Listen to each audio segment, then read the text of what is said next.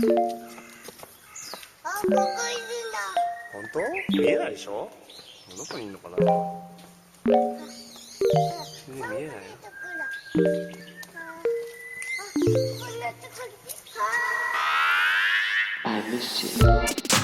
What's good, Internet? It is Tuesday, August 10th, and you are listening to Waypoint Radio, episode 417, I think. Cado, Yes, that's right. Yeah. I checked the website. I checked waypoint.gay. Waypoint.gay? Yeah, thank you. I did. Good, great. I'm Austin Walker. Joining me, that's the voice of Ricardo Contreras, as always. Yo. And also joining us today, from Abnormal Mapping. I was going to keep listing podcasts, but then realized I would have to keep listing podcasts indefinitely. And Jackson. The hardest working people in podcasting. That's not true. That's just not true. I don't know. Austin. Yeah. What's not Pokemon anymore. 417? Oh, you can't do that. You can't do this to me. You can't do that. Okay, we get an image. We get an image when we do this. All right, for people who don't know, over on the Great Gundam Project, where I've been guesting for the last season and a half, we open every Gundam podcast by looking at the Pokemon for the episode number we're on. We're at like 190 something, right? 198. Yeah, we need to give the episode numbers meaning. 198 doesn't mean anything to me other than two away from 200. Right. But Murkrow does. Yes, absolutely. Spoilers for this week's Pokemon. What's our number? 419. Can you give me an image? 417. You said 417, didn't you? Yeah. Is it Gen 4? Are we Gen 4? Yeah. I think we're Are we only Gen 4? Really? Wow. I guess it makes sense. Here you go. Okay. Oh, yeah, that little motherfucker. guy. Well, I'm a squirrel. I know who this It's is. like a squirrel with the yellow cheeks, which means it probably has electric. Is this ice electric type? Oh, let me, it is just electric. Yeah, this looks like an ice Pikachu, though. It does look like an ice. Oh, is this the fake Pikachu for this? Yes, this is, I think there might be more than one, but yes, this is one of the fake Is Pikachus. Chew in the name somewhere? No. This isn't a Molchu or whatever that one is? What's that one? I don't remember what. Oh, Emolga? You know what? You're getting into the Pokemon I don't remember very well, so I couldn't help you. A Molchu, not a Pokemon. I mean, a Molchu is this deviant art Pokemon I just looked up, but not a real one. I don't know. I was thinking of a Molga, who is like the flying squirrel Pokemon, like the little sugar Yes, that's what glider. I thought. Yeah. That's a cutie. I love that one. Does anyone have any? Cado, do you know it? Yeah, I know it. So, like, What I is can just say it. You It's can say it. Pachirisu. We're not. Oh, Pachirisu, right? Yeah, right. That's the fucking buff one that one guy used during one of the like official tournaments. Like, nobody was using this Pokemon, and he gave it like a specific move where he would like tank moves, which like you look at this guy, you don't think it's a tank, but apparently it could like fucking take like a bunch of like it would take hits in a way that nobody expected it to, and he like won like the official tournament with it, being like there's like a lot of fan art out there of like a super buff one of these with like, you know, like Arnold Schwarzenegger sized muscles. It's very funny. That's very good. Good. Excellent. I'm glad we were opening on the most important thing here. You said 417, and I was like, you know, yeah, do this. Yeah, gotta do the bit. It's good. Gotta do the bit. Well, thank you for joining us. It's been y'all have been. I've been on the Great Gundam Project for a season and a half now as a guest. Yeah. It is stupid I haven't invited y'all over here to do this, and today was an opportunity since everyone else is like on vacation or going to the doctor or whatever is happening. I don't know. I know Patrick's on vacation. I don't know why Rob and Geeta are also out of pocket right now. But I saw the opportunity. It's Rob's birthday yesterday. I think he's just taking a little day for happy himself. birthday, Rob. Yeah. Happy birthday to Rob. Yeah, so I'm so happy y'all could be here. For people who don't know, Em and Jackson, like I said, do a lot of podcasts. Great Gundam Project is what I'm on with you, but that's a Patreon thing. People should listen to that. The last season was Gundam X, which I was on all of, which was really great. And then this season is Turn A Gundam, which is like the best Gundam, maybe. Oh, It's rude how good it is. It's going to make everything else bad. It's God, so I gotta good. catch up. I'm And still please stuck catch up, somewhere in the Cado. middle of Gundam X because of timing, but Yeah. Also, COVID happened. That makes it harder to. Anyway, your Abnormal Mapping is your video game book club podcast. Y'all just did Metroid Prime 2. You did Lost Odyssey before that. You have a bunch of great episodes. I think your Disco Elysium episode is fantastic. Thank you. Your Outer Wilds episode is great. Like, there's a lot of overlap in terms of games we've covered here, but like, I think y'all hit them at a different tier, a different level. It's really good. And then it just goes on and on. Just go to abnormalmapping.com because there's a billion podcasts that y'all do or that are in the network or like in an associated network. There's a lot of like, there's a lot going on. It's good. Yeah. But what we're really here to talk about is video games. And there is one video game I think many of us have been playing more than anything else right now. Late summer, you kind of try to find something that really fits your needs, that feels good before the fall hits. And I think for most of us, that has been, of course, the New York Times crossword puzzle. Absolutely. Absolutely. Was it one of you who first put Remo in front of me? Not first, but you know what I mean. I don't remember Remo starts doing the crosswords for a couple weeks, and we slowly start watching, and then I remember I started doing them, and then like 3 other people started doing them, and then suddenly everyone was doing them. Yeah, you did it. You did it among the group of people who I'm thinking about. I think you pushed the boulder down the hill. I think so. Chris Remo, formerly of Idle Thumbs. I don't know where Remo is. I don't know if Remo is still at Valve or isn't. Who could say?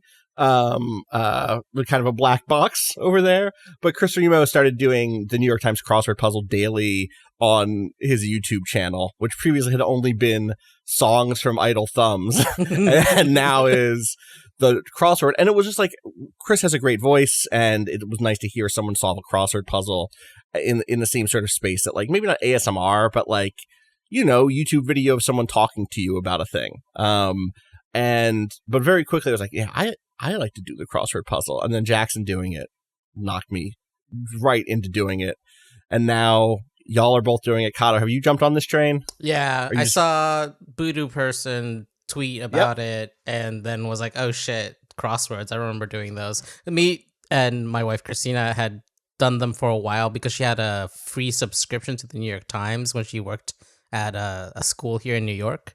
Mm-hmm. And then she left and we let that subscription lapse. But I was like, you know what? Fuck it. I make enough money nowadays. I'll give them some money for the crossword. The best part of signing up for the New York Times crossword is when it says you pay the money, you subscribe to the New York Times crossword, then it comes up and says, do you also want to subscribe to the New York Times? And no, motherfucker, absolutely not. Absolutely not. Oh, it's only 50p now. I don't care. Fuck you. I'm here for the crossword. Mm-hmm. The crossword is good. The crossword hits quality. So I guess I say this as if I'm going now for a month, like it's not true. I think I'm on my 8-day streak now or something. That's like where that. I'm at. Yeah. I mean, we're all in that like prosy divine, not Vine, the clip where he talks about verdes and horis. We've basically done that for crosswords. Is that the water one? Is that the water one? The water one, yes. But also I can tell you which ones were good and which ones are bad. I can tell you this, Mm-hmm. I want to say, was it last Thursdays that I hated? What was the gimmick last Thursday? No, this Thursday's was great. Because this Thursday's was the mermaid scent. Well, was the, I mean, let me not spoil the gift. All right. I mean, you just did. You just did. Yeah, I spoiled one answer. I spoiled one answer. I didn't do more than that. An important answer. What was the second one? You said what it was. You said the beginning of the thing, and anyway. Okay, well, yeah, well, now Cado. So we spoil. Okay, well, let's do the thing where we take that Thursday and we talk about that Thursday as like a way to talk about the New York Times crossword. I really love the midweek, especially around Wednesday, Thursday. Thursday can be hit or miss for me because it's always so gimmicky, and the gimmicks can be bad. I forget what last Thursday's was, but I did not like it. I was mad about it. And I'm going to stay mad about it because, you know what? I also went back and did the previous weeks on top of that just because it was available. So maybe it was that one that I didn't like the Thursday gimmick for. But anyway, how are you finding this experience? So I've never done that's not true. Back in the day, they released New York Times crossword DS game, and I bought that because this is the time where I was just out of college, had a lot of disposable income, and was just buying DS games left and right. And that was my only exposure to it. until Chris Remo's videos. And I was watching those and I was like, this is nice. And like, I watch Cracking the Cryptic, but I can't do the Sudoku they do. I'm not good enough at Sudoku for that. And I felt that would be the same for the crossword, but all my friends were doing it, which is like a good inspiration to like be part of the conversation. And also Chris makes them very approachable, like by understanding the logic behind answers. Like, you need to know that detective shortens to tech, and they're going to use it, even though no one said that outside the framework of Detective Comics, the DC book, for 50 years. Yep, 100%. And there's all those little things. Like, it's very easy for me to pick up acai berry or acai now. Yes. It's very easy for me to pick up, what's the Atra, the razor brand that only ever showed that I've never heard of? Yeah, it's like a Gillette razor that hasn't been in circulation for... Oh, is that the I didn't know they weren't even in circulation. Maybe they're still in circulation. Yeah, they're still in circulation, but I've never seen them at Yale alumni. Yale alumni. Eli's, right? Yeah. After I haven't seen that one. Wow. After Elihu Whitney. I think that's right? Who is one I don't know. It's come up like 3 times since I've been doing it. It's like, they really love this because I guess those are useful letters. Yes, exactly. Well, that's same thing with like Ode. Ode all the time, nonstop with the Ode. We get repo a lot. Right. What I just did is I combined Eli Whitney and Elihu Yale in my mind, which is they're different. They're different. Those are different. They're different. So things like that, it's been fun to like figure out the rhythms of that.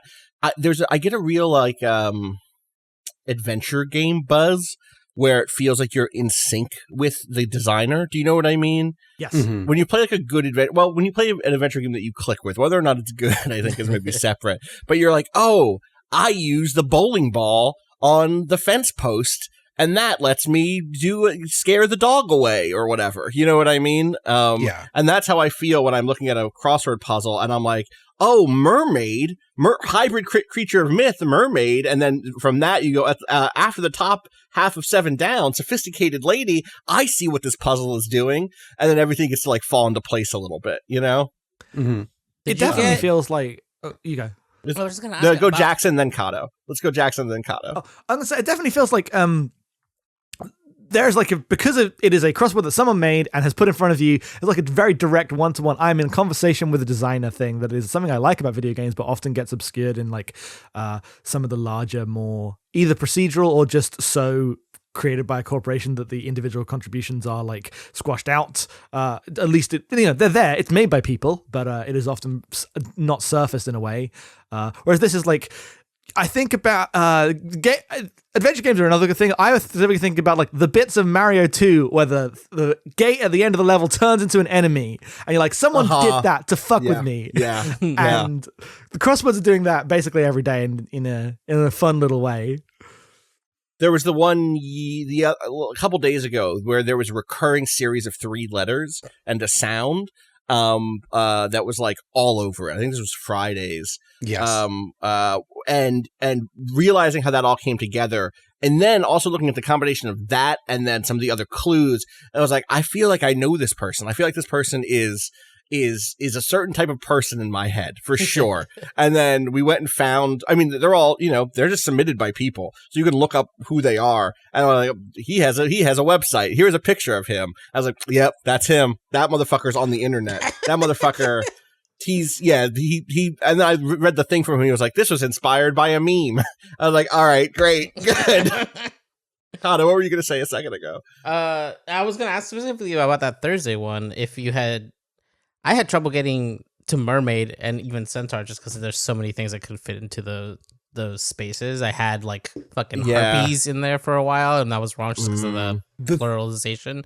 But I ended up hitting centaur first. Like I hit the bottom right corner of that puzzle first, and it's very interesting though. Like kind of watching Chris Remo and be like, oh, he got the top corner first, and like seeing where different like areas of knowledge lie, and like end up making you travel the space of the puzzle in different ways is really, really a fun part of like watching someone else do it, me and Jackson were doing them together, and we had like, because we saw they were, 7-letter clues or whatever, both, I had like latched on to Centaur and Chimera. Like really early in a way that was hard to get out of my head. Even though I recognized once we realized what this like cross clues of like top half or bottom half, Chimera doesn't work. Chimera is like 4 things, not 2 things. But that just like moving, I'm like Minotaur. I was really locked into like Greek mythological creatures to where mermaid Griffin for a while, and it's like, is the top half of a griffin an eagle? I guess I don't know. Top like this or top like this? Yeah. I got mermaid basically immediately because I got the first cross on, the highest cross on it is game show shout out, and I was like, oh hi mom, and I saw M, and my mind went immediately to mermaid, and that's just luck. That's just sometimes the brain connects like that. Yeah, we got mom way late, the hi mom clue. Right, right. Whereas I mean, this is the thing, is like I had mermaid, but then the one right under that is Grammy category, and that's opera. We're just gonna spoil this puzzle so we can talk about something. And opera, in my mind, I had that E there the whole puzzle. It took me forever to get opera. I just couldn't get to that as like a music category or as a Grammy category specifically. But if it said musical category, I think my brain would have made that leap. I think when we did our first like pass through, we had put an album, and we had to go back and realize that didn't fit. Yeah. The worst is when there's a thing that you think could be right, and like 2 of the letters are right in it, and oh my god, it's just miserable. Yeah, you can go through the whole grid and be like, Yep, totally. I had that in another. I don't even remember what puzzle it is. So I don't think I'm spoiling. There's like a clue that was just like small woodwind instrument, and I'd put an oboe with ends in E, and the actual answer was fife, and it just worked for a long time as oboe. There was one. This one didn't end up like sticking for a long, but there was one where it was like Babe in the Arctic. I think 4 of us all voted cold pig. Cold pig. What? If I had, cold pig. I also did that because I thought it was okay, but also you have to understand the rest of that puzzle had a lot of other pig stuff going on, if I remember correctly, right? Yeah. We weren't just pigs on the brain. But there's a certain kind of cute answer that they could totally have done it. It's not so ridiculous that they wouldn't have done, if a babe was in the Arctic, it would be a cold pig. Obviously, duh. and then it ended up being something about seals, which makes far more sense. Right. But in the moment, it's like, it could be a cold pig. You don't know. Was it seals? Was that our cold pig? I think it was seal pup. Seal pup. Right. They're not pig-like. Why would they give? I'm saying it's a cold pig. It's cold pig. Oh, right. The clue wasn't a cold pig. We had filled in. It was right. It was Babe in the Arctic. Right. Babe in the Arctic. Sorry, yes. I got it. Okay. Well, seal pup makes sense. Then. Okay, I'm fine. I'm fine with it now. God, what a funny What is the thing? Is that like the thing that can happen there too is sometimes it feels like there's a joke being played on you. It's not just that your brain has gone oboe instead of fife. It's that the designer has been like, and oboe will fit here nicely too. Exactly. Totally. I want to say yesterday's or the day before had a sequence like that where there's a whole corner that like had 3 or 4. Oh, it was the one that had. I won't give the correct answer, but the one that fit in really nicely was duvet. Fuck yeah, that. We even wrote down duvet. Yep. Yes. For a while, totally. Same. And like, it didn't just fit in, it fit in a way that there was a cross that started with U in that second position. And so it was like, well, it must be duvet. Yeah, I guess it's duvet. So the thing that Chris inspired in both of us that helps a lot is when you don't know and you're like not sure, you look at the clue and just like think of all of the other ways the word is used in like definitions and word usage to get you out of the rut you immediately fall into where you think of like, this is what it has to be talking about. Right. In that one, it was like duvet sheets, because it was like bed covering or something like that. Mm-hmm. And you had to like think about what those words meant and find a different meaning to get to the actual answer, which is a clever answer.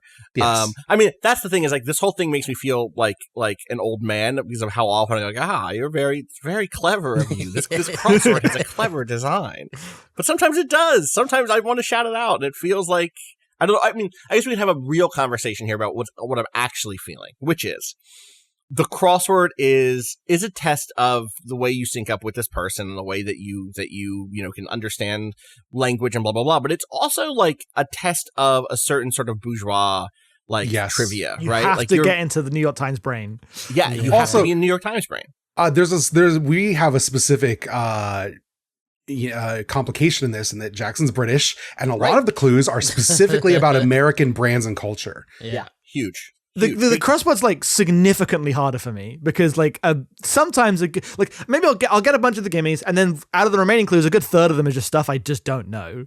Either because and like of, couldn't, right? Couldn't. I mean, sometimes it's American stuff. Sometimes it's just stuff that I personally haven't. There's some things that maybe a British person would know, but I don't. But there's a lot of trivia, and if you're not culturally plugged in, like you lose a lot of those crosses. Well, and it's tough because it's like, what's the New York Times crossword puzzle? New York should be allowed to have its crossword puzzle be like New York, like America. Yes. But it's also the predominant one of the predominant crossword puzzles in the world, one of the biggest ones. Or at least that's the perspective I have as a New Yorker, as an American. Maybe I'm wrong about that. I mean, the other thing is I can't do a British version of this crossword because they're so hard. They're not. They are fundamentally different. It's not just the clues are different and will be more culturally, but the different style of crossword. Can you explain what those differences are? Yeah, people can go watch Chris Remo's thing, but can you give us like the quick breakdown? So, in an American style crossword, most of the grids is answers you fill in, and you'll have like maybe 4 crosswords that are like 5 letters long, and then all of those words will then spell out downwards in every single letter. All of them have to match. Every single thing matches. So as you get one answer, it fills an answer another thing. The British crosswords are far more reserved and will only cross on every other thing of a word. So there's far more just you have to know what the clue means. If there are trivia questions about the clue and you get some hints, but you can get an entire word through crosses in American style crosswords in a way you just can't in British crosswords. And I prefer this American style, even if the cultural answers are harder. British crosswords are so hard. It's so hard. Without the crosses, it just becomes just really tough because you'll get a word where it's like, 1, 2, 3, 4, 5 letters. It's like 10 letters, but you only have every other one. And you're like, well, I'm not getting any more help. I already have all the crosses for this. I have to just look at this until it breaks. And good luck. It's hard, Also, because of the way American crossword puzzles are constructed, I was looking how people set crossword puzzles because I was curious about this. And when you have like a theme one, and we'll use the mermaid and centaur one, the person who is designing that puzzle probably thought of the 2 clues that were the down clues, got the like top half is this, bottom half of this for each one, and then set those in the grid. And then you just use like a bank of like common clues and answers to fill in the rest with the stuff. You just fill in basically. Because the puzzle is wrapped around specific clues, and because of the way you have to have every cross and everything line up, you can only put in like, half a dozen themed clues before the rest of the puzzle has to be set through just whatever fits appropriately. Yeah, because there's too many letters. There's too many conflicting letters that you have to like run it through. Not necessarily like there are professional. Like I looked up how people do these, and sometimes like there are software that can do fills, but there's also like people whose job it is to like take the themes and then fill a crossword. Those can be different jobs. Which is I don't know how these ones specifically That's are done. Fascinating. When I was looking at when I was looking at people, they were like, get a program that will suggest clues and words that work, and then you go through them by hand and choose the ones that you feel are appropriate to like the vibe of your puzzle. I'm not going to use this idea for a Sanfiel, arc, but some sort of like completely handmade crossword puzzle that has sinister connotations. Like they didn't run it through the system. They didn't put it through whatever they used no pre-used words, like nothing from the word bank. All original stuff, and also it's evil. It's an evil crossword. Well, Someone go do something with that. What about like a haunted crossword? The word didn't exist before the crossword, but the crossword made the word real, and everyone just believed it. But it's evil and haunted somehow. But it's evil and haunted, and you don't. If you make it's a thing where like you can't even ever look at the word directly, but you can look at the crosses, and looking at the crosses produces the effect of the word in your brain. Ugh. If I just saw a crossword where all of every clue, like across and down, were themed, I would think that is evil. There's no way. Like if it was a proper 15 by 15 American style crossword where everything just worked, I was like, only infernal machinations would make this true. It's impossible. Like I was going through a constructor being like, I can try to do this, and then I would go into a corner and I'd get everything but one, but then like that one hole, nothing fits there, and you have to delete everything to make it fit. Because just trying my hand at this because why not? It's real hard. All these people making these crosswords are very, very good at it. It's fun. I was watching a video of Yasin Bey, who used to make music under Mos Def, under the name Mos Def, and with Black Star and as a solo artist, and he was talking about why his music's not going to be on Spotify ever again. It's a great little video. It's him talking to Talib Kweli about this, and he's like on Talib Kweli's podcast, which like the fact that exists is a very goofy 2021 thing to me. And you know, he kind of just does his answer is great about it because it's very much like, you know, however much you want this music, trust me, we want it more. We want it to be, you know, where we want it to be. We want it to be something that you pay for, blah, blah, blah. And he gets into this whole thing of like, anyone who's ever really loved music at some point in their life has tried to make music. Maybe they don't like keep with it, but if they love music, they at some point pick up an instrument, or they try to rap, or they try to do something electronic, like they do something with it. They try to do something. And if you haven't done that, then shut the fuck up about telling me I can't put my music on Spotify. Like, if all you want to do is consume my music, then don't. And if you have done it, then you know that it's work. And if you know that it's work, then you know that it's valuable. And if you know it's valuable, then you know I shouldn't be getting paid, you know, a percentage of a penny for it. And I think that the impulse to like, I could make a crossword puzzle comes from a place of like deep love and affection for these things, where it's like, yeah, this is, how does this work? How do we make one of these things? And that is, so I think it's a, you know, it's one of those like classic, I got into a thing real quick. I like fallen deep and hard, but that's part of the joy of that, I think, you know? Mm-hmm. It's like having a crush and suddenly being like, yeah, I'm going to get way into this anime I've never heard of before because this person I'm into likes it. Yeah, it's nice. It's nice. Any other crossword thoughts, or can we move on to further topics? Just one stray note, just one clue I have to say because I laughed at it.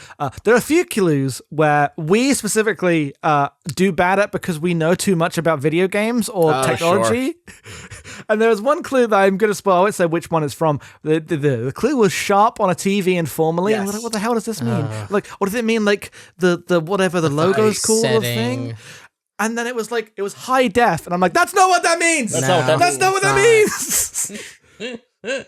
Or like maybe that meant that a decade ago, where it was like a really sharp picture in your, if you went to the Best Buy and saw like a label or something. Yeah, but no one has really talked about it in that way in so long. Well, someone may say that, but not anyone who knows about TVs. Yeah. Every once in a while, there's something where I'm like, this is wrong for sure. And it mostly isn't. It's mostly me being wrong, but having some other, you know, thing. Anyway. They spelled Sonnet wrong. Wait, they spelled what wrong? I thought Sonnet had two ends. It does. That was wrong. Yeah. Does it? Doesn't it? Sonnet has two ends. Sonnet has two ends. Yeah. That's why it wasn't the clue that we all thought was Sonnets. I think I know what you're talking about. It was Monets. Right. Yeah. It was Monets. Yes. Fuck. And that one's across. And that's down. That's because we went Milch. That's right. That's Mulch. Shit, right. We thought it was duvet. Yep. And we're like, well, no, it must be sheets, because if it's sheets, it can be sonnet. And then if it's... I was getting mad about something that had already been resolved. That last 90-second stretch, that's the whole thing. That's the whole thing in microcosm. That experience. Which from the outside I'm sure is nonsense, but if you did this particular crossword, you're right now like, those motherfuckers crazy. That's so funny. So I cannot recommend enough getting into the crossword with friends or a partner or just someone you're going to do this with, because that's the joy, is watching each other. Like, I'm really bad at the clues that are multiple words, just like a line or a phrase. Jackson's very good at that. I've got all the American brands on lock, so I know the French words well enough, so it's nice to compliment each other. Like, finding someone you can do it with and then laugh about how ridiculous it is, that's the key. Yes. Yeah, absolutely. So that is the New York Times Crossword, a segment I've been meaning to do for a long time.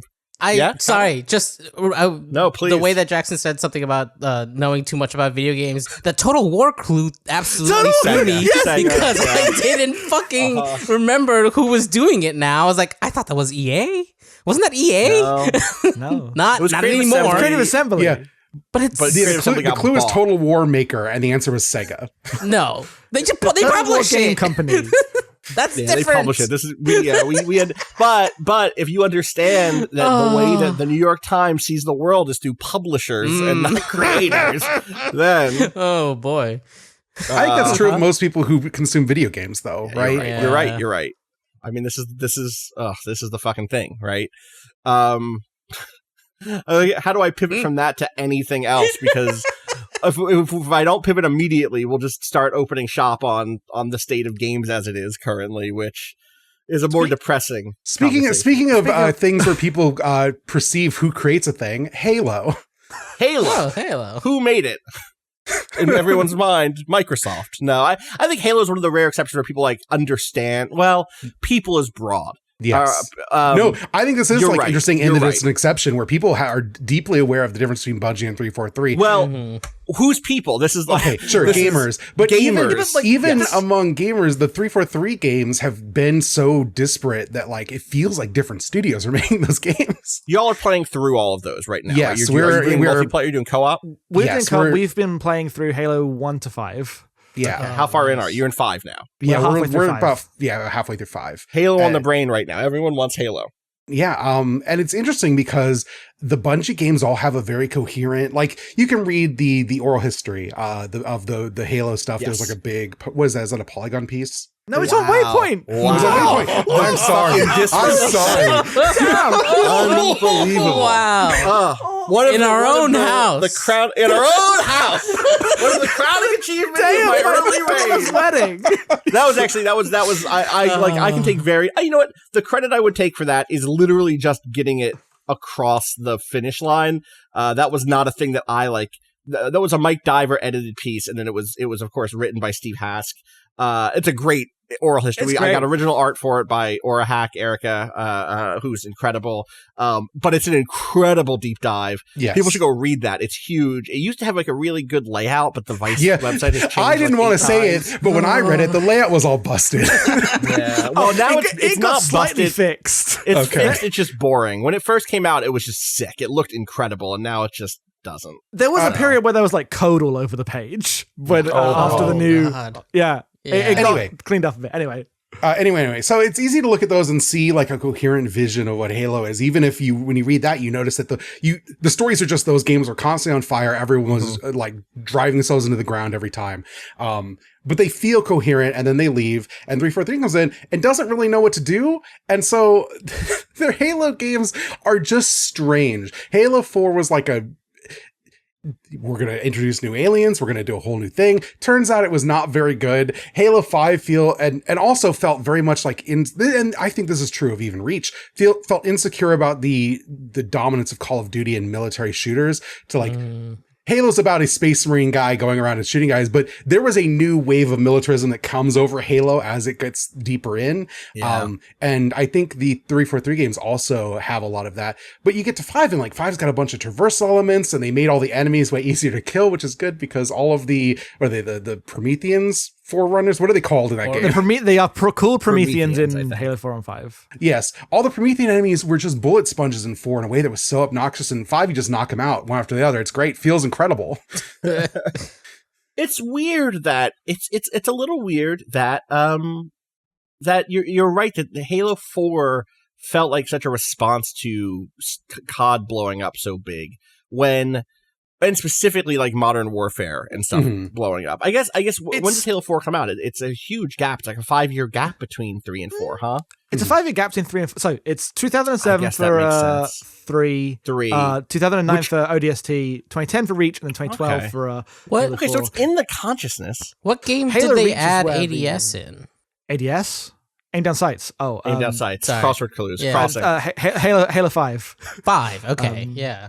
Because you can't. I mean, you can aim down a lot of sights in 4, but like when you'd still click in the right thumbstick like Halo. Whereas Halo 5 makes it so that not only is left trigger aim down sights, but if you do it in the air, you hover. Sick. That's so sick. It's a really sick move. That's a Destiny power that you can get. Yeah, it's cool in every game that does it.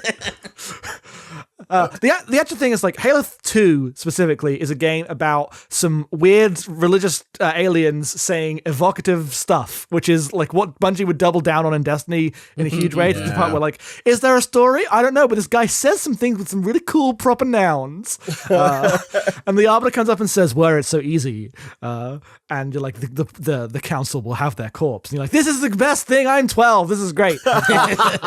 And then you get to Reach, and Reach starts out, and the very first thing that happens in Reach is it is set on a world that is like clearly like Soviet influenced, and they're doing Eastern Europe in their design of like the farmers and the place, but they're actually doing like Iraq era like US troops going around with interpreters. Right. It's literally what they're doing in that game, and it feels so not Halo to me, because that's the militarism that changes. Right. Totally. Well, and it's a squad game. I guess ODST is sort of a squad game in that way, but you spend so much of that time alone or from one character's perspective. It shuffles which characters as you do the flashbacks. Yes. But you're right that Reach is in many ways, it does like, this is my squad of troops more than a lot of Call of Duty games do. Like, no offense to Soap McTavish or who the fuck ever and Price, but like, I don't give a fuck about those people. Not that I like that I deeply cared about the Reach people. I can't name, you know what? Fuck it, I'm wrong, because I just named Soap McTavish and Price. Yeah, no, I was gonna say, I played Reach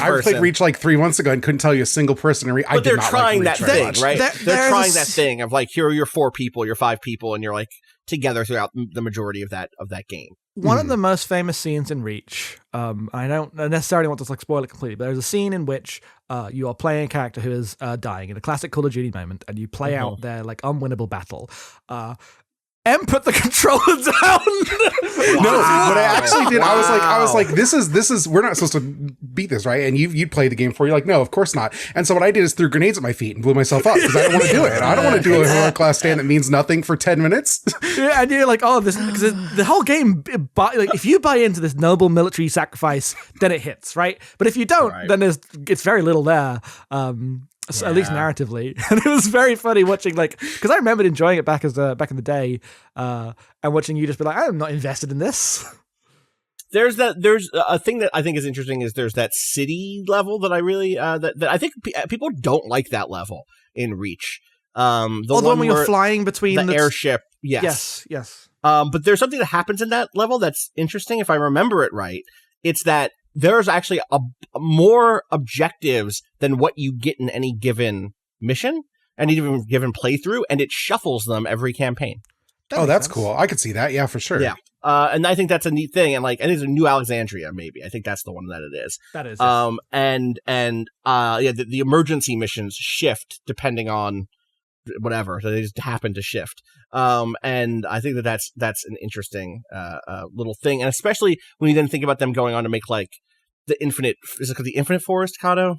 Yeah. What's where like that's similar, like pulling from a deck, right? A pool of potential encounters and stuff like that. Anyway, Halo. How are you feeling about Halo Infinite? Are either of you like hyped on that right now? I'm ready, but only because I'm ready for more Halo. I think all the story stuff looks bad.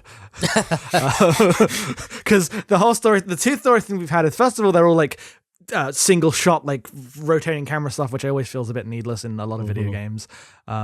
And the 2 scenes we have are like, it's the little guy. He's just the regular pilot, and Master Chief's going to inspire him. And then the other scene was brute Thanos. So neither of which are like things I'm super interested in.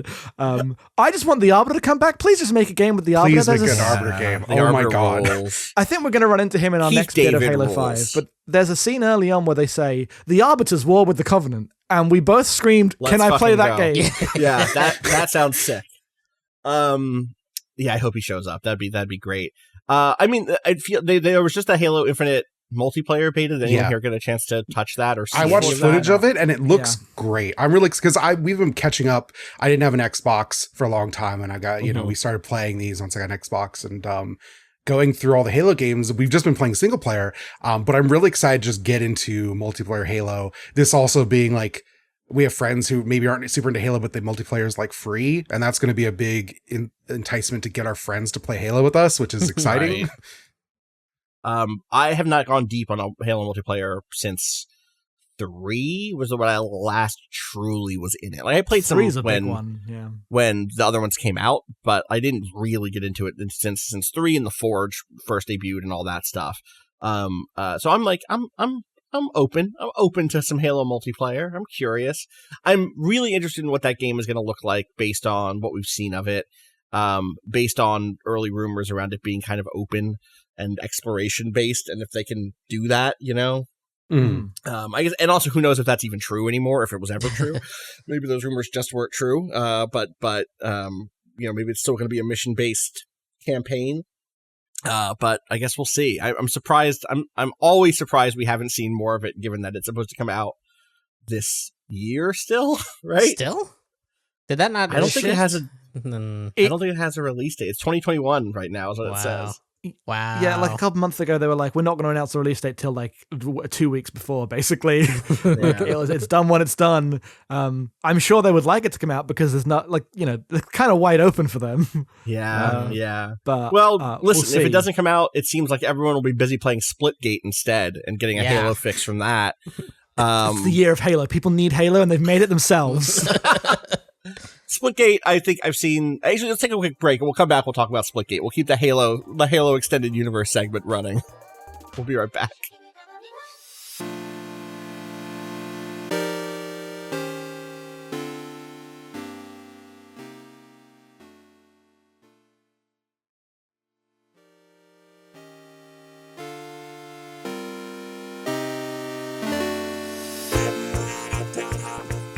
All right, we are back. Splitgate, another game I've mostly watched footage of. I've only watched footage of. Let me not use that kind of flimsy fake qualifier. I've not played Splitgate, but I've watched people play Splitgate. Let me just say, is the pitch on Splitgate accurate? Is this pitch on Splitgate accurate? It's Halo, but with every player has a portal gun. Correct. That's it. It's multiplayer Halo, competitive multiplayer Halo, and then you also have a portal gun. The only other addition is a jetpack. Otherwise, like the battle rifle is the battle rifle from Halo. They made Halo. Oh, and you can only use the portals on certain surfaces. It's not every surface, right? Yeah. But it's There's many clearly surfaces. marked surfaces around the maps. It's very intricately designed around points of view, like even more than most like multiplayer. Because that's the main thrust of multiplayer map design, but now they have to consider which surfaces you can suddenly appear behind someone on. Right. Can I say, or even just watching shoot through. this, yeah, I need someone who's played this game more than me to like talk, or again, I haven't played it at all, but who's played it more than I've watched it, to explain to me why this isn't just super frustrating. Because I watched this footage and it's like, if someone did this shit to me, I'd be mad. I don't know how could I be playing better? Do you know what I mean? Does that make sense? So talk to me about why this works for both of you, because it sounds like you're both like way into it. I'm curious what Cado's going to say here, because Well, I had a very specific experience, is the thing, where a Discord server that I'm in was like, hey, anyone want to do a full, like, let's fill a lobby, which is 8 people, I believe, and do 4v4 customs with a bunch of people that we all know. So, like, we did that. And we went through different game modes, and like if we didn't like a game mode, we're like, fuck it, we're not gonna try that again. Let's do a round of something else. There is a surprising amount, like for this day and age, a surprising amount of customizability in the custom matches. Like we could fuck with gravity. You can turn on Instagib, like all this old like multiplayer like stuff that I remember doing in fucking high school, like Instagib, rockets only, or rockets only, and like low grav, and like with the jetpack, we were like nobody touched the ground for like minutes. It was fucking hilarious. Did y'all play Shoddy Snipers? Is that a thing that you did? Yes, the Shoddy Snipers is not only a thing. It's like it is legit official mode. like half my matches were Shoddy Snipers. It is great. They know it's Halo. They know. Okay. That sounds like an ideal way of playing it, because then you're like, right. I mean, like, that's the other thing is like, when I think about playing Halo, I did a lot, especially with 3, I did a lot of just like playing against randos and stuff. But even then, it was always with a big group of friends involved also, as like most of my team or whatever. Right. Whereas when I think about Call of Duty, I think about like, when I was playing the Call of Duty multiplayer modes, that was very much like me alone in a room, just getting kills. Do you know what I mean? The opposite of our Hell Let Loose experience is Cado. The opposite of the Halo multiplayer, which often was like, even it was I did LAN parties for Halo in college. Like that was the vibe, was you and 7 other people or whatever. That was my only real experience with Halo was in high school in the computer lab, a Mac computer lab, because Halo 1 still had like a multiplayer Mac thing supremacy that you could do. And so like after everyone finished their fucking graphic design homework, we would just, the teacher was too chill. It's like, oh, what, you finished that project in like 20 minutes and there's still like an hour and a half of this class? Whatever, let's play fucking Halo on LAN. Let's go. Let's go. Oh, it sucks to be the one guy still working on their graphic design project. But so like that sort of like communal, like everyone, like the people I'm playing against are only the people in that room sort of thing, or like the only people that I know that we're all talking, like even though we're split into different teams, we're still like, you know, yelling at each other. That experience is like the like formative multiplayer Halo. That's what Halo multiplayer is in my mind. And I had that experience again for the first time in a decade, basically, doing that with those people in that Discord. It just feels like there hasn't been another multiplayer game where that's even a possibility of like getting into those sort of like, you know, being able to change settings that way, being able to set up lobbies that way that are customized past the point of like, oh, you can pick what of our pre-made like game modes there are, to like, no, we were making up game modes. We did rockets only and the melee. What is it technically? It's like the Spartan hammer or something. I forget what it technically. It looks like a baseball bat, but it's a one. Cool. They don't use the word Spartan in this, do they? No, they don't. It's called a BFB. BFB is the little joke they do. Okay, good. But it's basically the gravity hammer. Yeah, right. Gravity hammer. We did Spartan lasers and gravity hammer only with low grav on, and so it was like I've done that. That's fun. It was very funny because it's harder to hit with that laser than you think when someone's just kind of zooming through the air and like not stopping. But if you could sneak up on people, you whack them with the hammer and they're done. It was very like things like that aren't.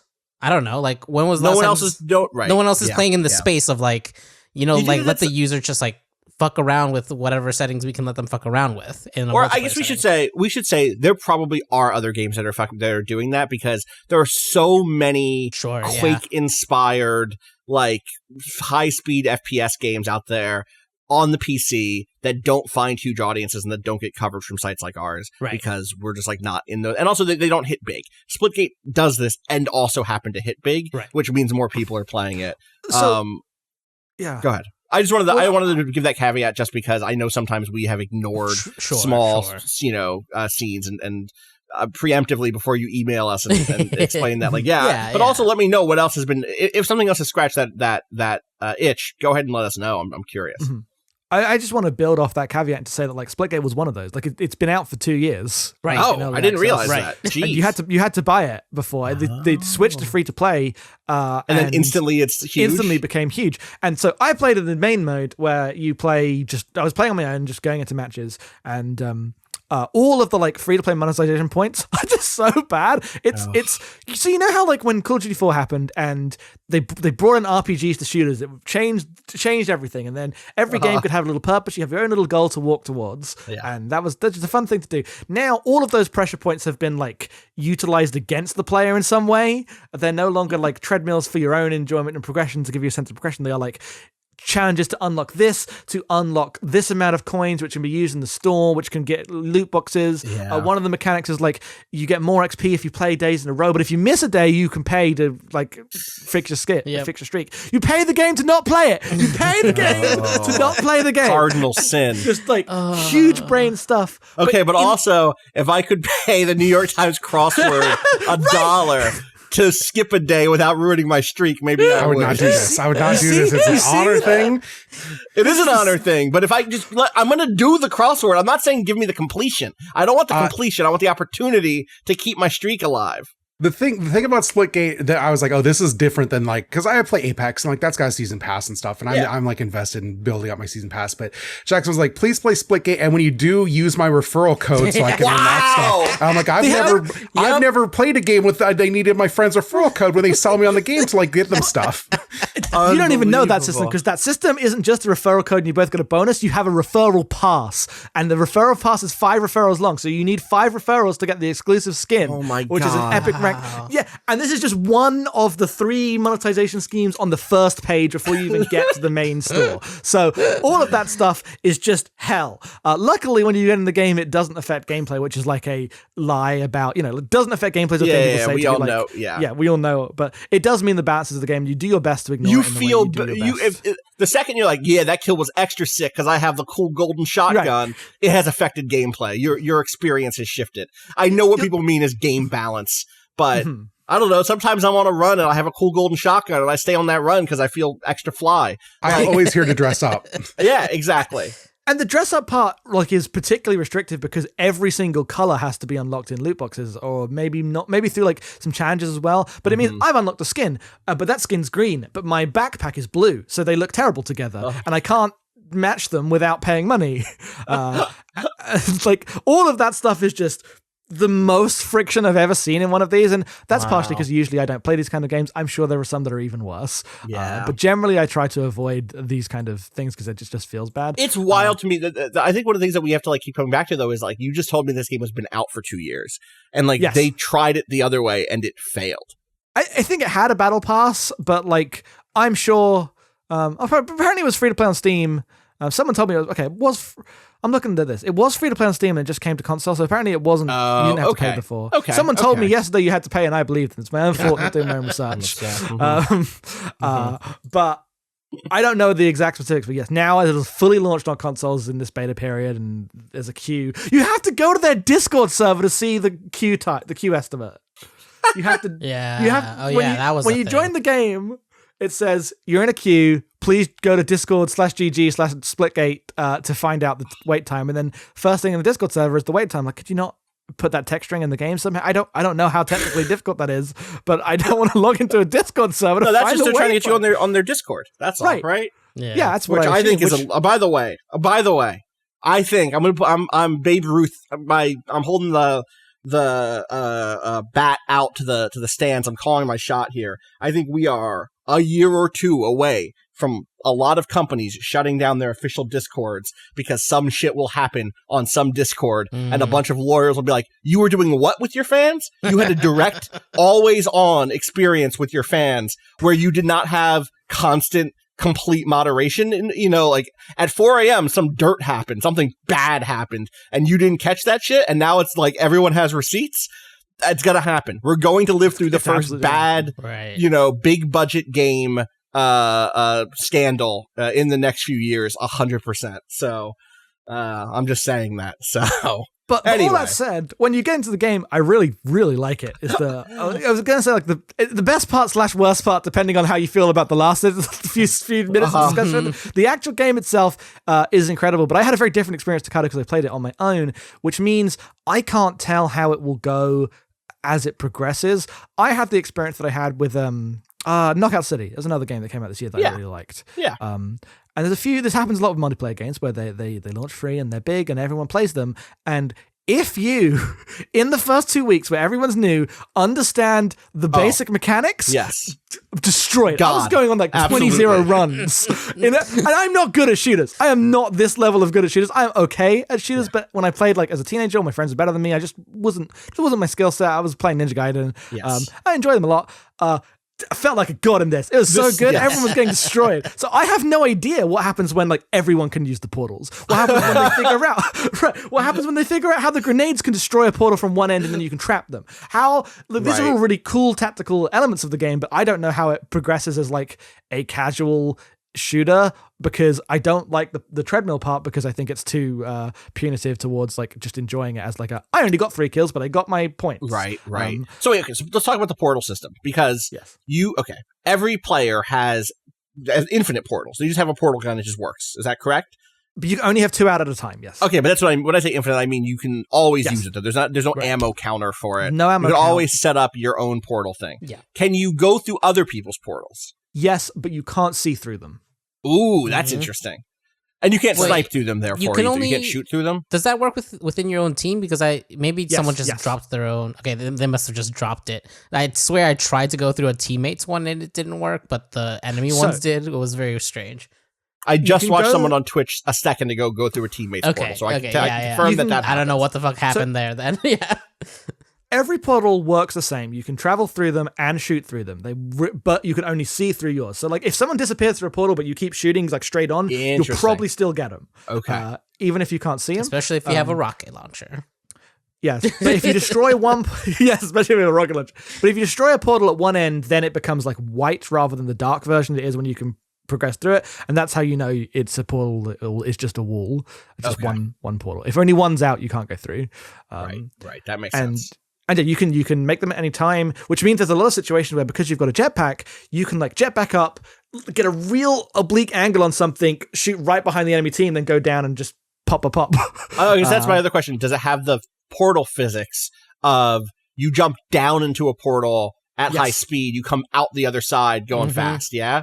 It has that, but that's cool. Because they arrange the walls where they do, there's very little opportunities to, like, you can't create the infinite thing. There's never a portal on the ground and on the ceiling. Right, sure. But there are situations where you can put, like in Portal, when you put a portal on a curved surface or a slanted surface, you come out real hot and you can jump down. There's a big like arena map that has that as like a main feature of it, and people do that occasionally, and you come out and you do the jetpack. Yeah. I have other questions. It's what I said before. Does it ever feel frustrating? We're like, where the fuck did I get killed from? Someone must have made a portal behind me. Or do you have a good sense of, are you able to like juggle the information you need to know where someone might have just killed you from? I mean, I think that's going to vary depending on how well you track that sort of stuff into shooters in general. But there is this sort of sense of, as you're traversing the space, you're also noticing all the spots where portals can go, right? Because you're also looking for those advantages. And so at a certain degree, at a certain point, I was finding myself being like, I can't turn this way because then there'll be a portal thing behind me. I have to find a better vantage point or things like that. But it is also it's a Halo type multiplayer, which means you're not standing still for very long. Yeah, right. Sure. Like it's very much a like you're running and gunning. You're continually moving. And so I feel like it's you're trying to choose like safer paths, I guess, to get to the enemy so that you're not shot in the back as much, or like you're turning around. But there's they have the damage what's it called, the little arrow that not arrow but like, I know what you mean. The thing that says I'm getting shot from over there, right? So yeah. I feel incredible evolutionary mechanism that humans in FPS games have developed. I don't know. To me, it's felt like because you have the same tools, you end up kind of understanding the spaces a little different, and that makes sense. It didn't feel frustrating. I was like, oh, they got a good angle on me and came up, or like they snuck up behind me. It's like good on them for being able to do that, because I was also trying to do that to them, right? Like, right. And they have kill cams too, so like, that helps a lot. It doesn't there's an option to have it every time, but on the times where I have it, like it's just, I forget what the setting is, but like occasionally there's a kill cam, and usually it has activated in a situation where I've been killed by someone like coming through a weird portal. Right. So I feel like it's programmed to. I don't know how they measure this, like whether it's time for portal to kill or whatever. I don't know. But when I am killed in a way where it's like, where the hell did they come from? I often get a kill cam to tell me this is where they came from. That you did not get like hacked. That was one of the things that we changed on the server that we were playing on customs, was the respawn time. So I didn't really spend a lot of time watching those, even though they did. That's why I forgot they existed, because we had it like on a 2-second respawn, which was it's fun. Yeah. All right, Splitgate. I'm curious. I'm curious if it'll continue to have this moment it's having as the weeks progress. But speaking of multiplayer shooters, Em, I know you've been deep into Apex lately, and I'm curious how that's going. They just dropped a new season, right? Yeah, the new season dropped. They buffed Fuse, which is good because Fuse is one of the guys I like a lot. Fuse is he's a grenade guy. Grenade? He's a real Yeah, dirtbag. I just love him. I think he's very charming. he's got a robot eye and a robot arm. Is that Fuse? Yes. Okay. He's got a robot arm and he can hold double grenades, and he's got a bunch of grenade moves, and they made him much more useful, and that's great. But yeah, the new season came with a new character named Seer, who, as far as I can tell, literally every team right now has a Seer on it. Maybe that's because all of his specials are like really flashy. He had, if he looks down sights, he has like a 75-meter radius like heartbeat sensor to detect enemies. That's just a passive? That's just always on? Yeah, as long as he's looking down the sights and pointing the direction, like it'll like ping when you're on like a heartbeat or whatever.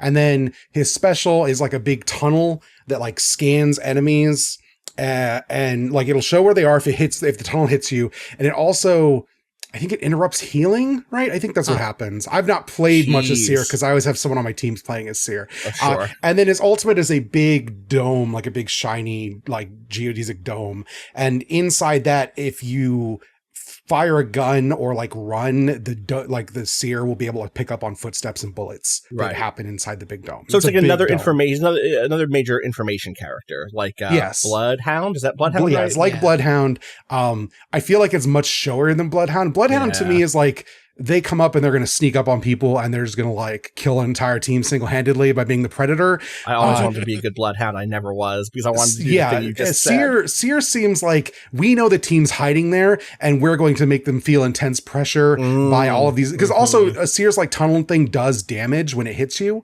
Oh, interesting.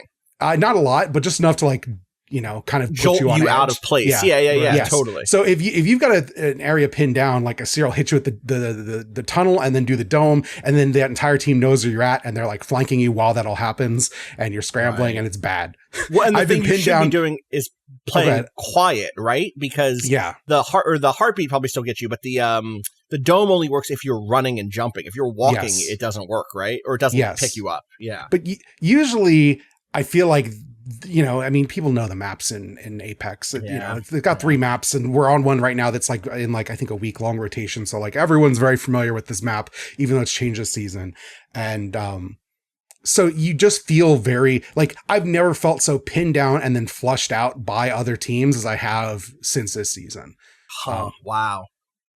In a way that's like really cool, but it's like the battle pressure is intense once you're in the firefight. Also, there's a new gun that's like a light machine gun that seems cool. That's relatively slow, but you can charge it with a the thermal grenade. Yeah, the thermal grenade. Yeah, and then the rate of fire speeds up greatly, and it just knocks chunks out of you. Also, the Prowler, which is a good like submachine gun, is out of the drops. Like it used to be a care package only thing, and now it's just in the rotation again. And that thing is powerful. That is one of my favorite things Apex does is the gun rotation through. So for people who have not played any Apex, obviously Battle Royale, and like many Battle Royales, there's lots of guns out there. And I guess PUBG maybe also did the gun rotation thing.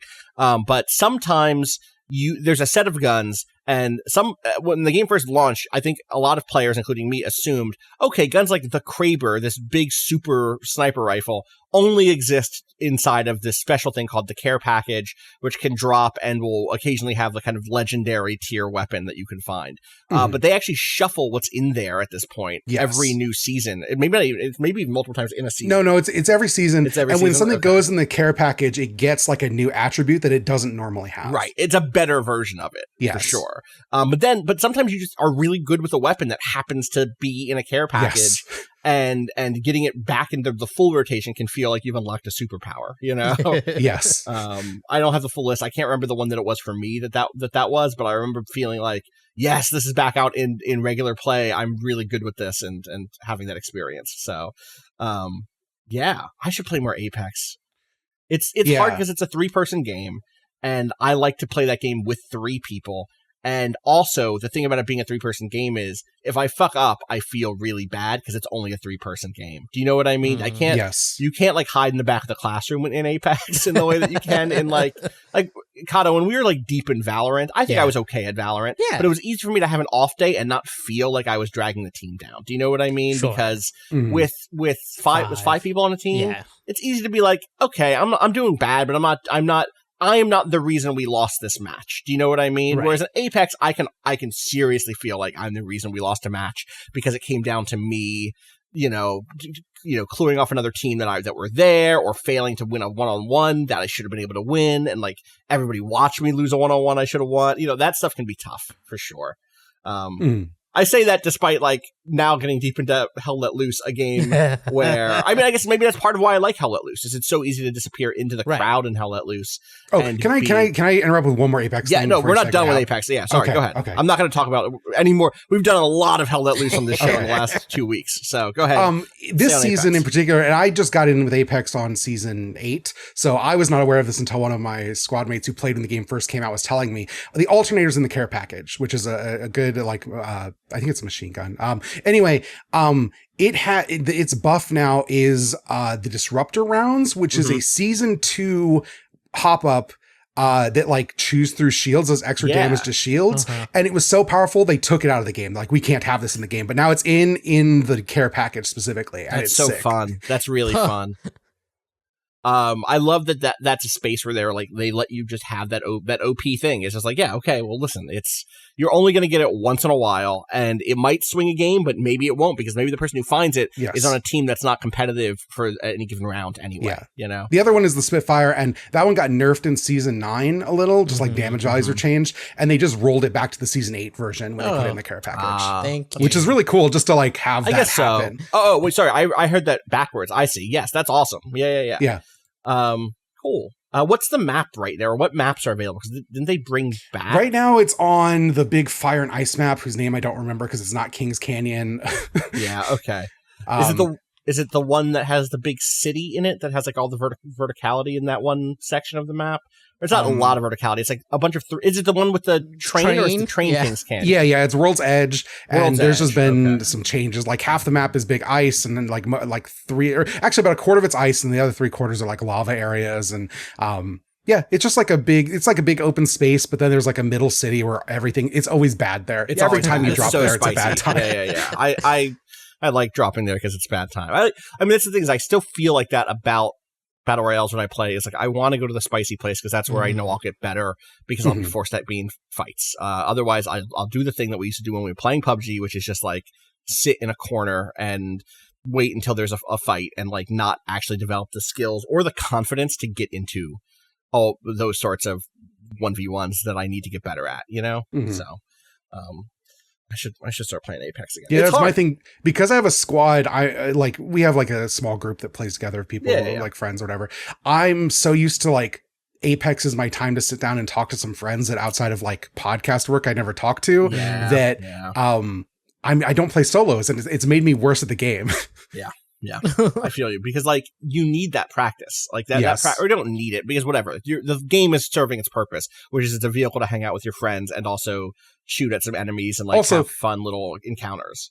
Yeah, like I know my friend Molly is good at Apex, and I can just follow her, and she's going to lead me to the right thing to do at any given moment. But it makes me bad at decision making when I'm the squad leader, like when I'm playing with friends who don't know the game as well. When I was playing that game with Colin and Natalie, Colin Joyce, formerly of Noisy and Thump, that was the same thing. Colin is just a god at that game compared to me and Natalie. No offense to me and Natalie, but we fucking suck in comparison to Colin. And so that was one of those things. I mean, I'll be honest, that was one of the best things about playing Valorant, was like, I wasn't like, maybe I wasn't as good as the best players we played with Cado, but like, I could hold my own with Colin, Absolutely. It felt good to have a game where I was like in that mix. We were all figuring that out, and it was fun to do together.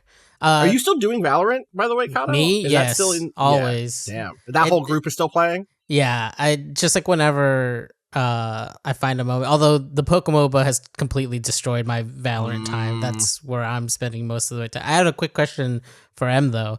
How have you checked out arenas much? Have you played that mode? I've played some arenas. I know that it's popular, but I just don't like it that much. My thing with Apex is it's like a socialization time, like I said. So I like the bits where you're just like perched up on a hill, waiting for something to happen, trying to decide, like waiting for the ring to close to decide where you're gonna go next. Right. And everyone's like, kind of like, should we go for the high tier loot in this area, or should we move on because it looks like that's gonna be hot in a second? There's none of that in arenas. Arenas just go. Yeah. And that's just not how I want to sit down and spend my free time with my friends. I always end up playing arenas like really like sweaty and agitated, and I don't feel that way about Apex generally. No, totally. It's very much the like, I need to practice actually shooting a gun, which I will never shoot in the BR mode because I'll die before I get to shoot it. Probably I'll go into arenas and actually get into a quick gunfight. I missed most of last season just because I was busy with life stuff, and so this season coming back and seeing the battle pass has like arenas challenges, I'm always like a little mad about it. I'm like, I don't want to be funneled into arenas. Right. And like dailies, you can re-roll, and when you re-roll them, like, you get a free re-roll every day of the daily challenges. Okay. And it asks if you want battle royale or arena challenges, and thank God for that. Right.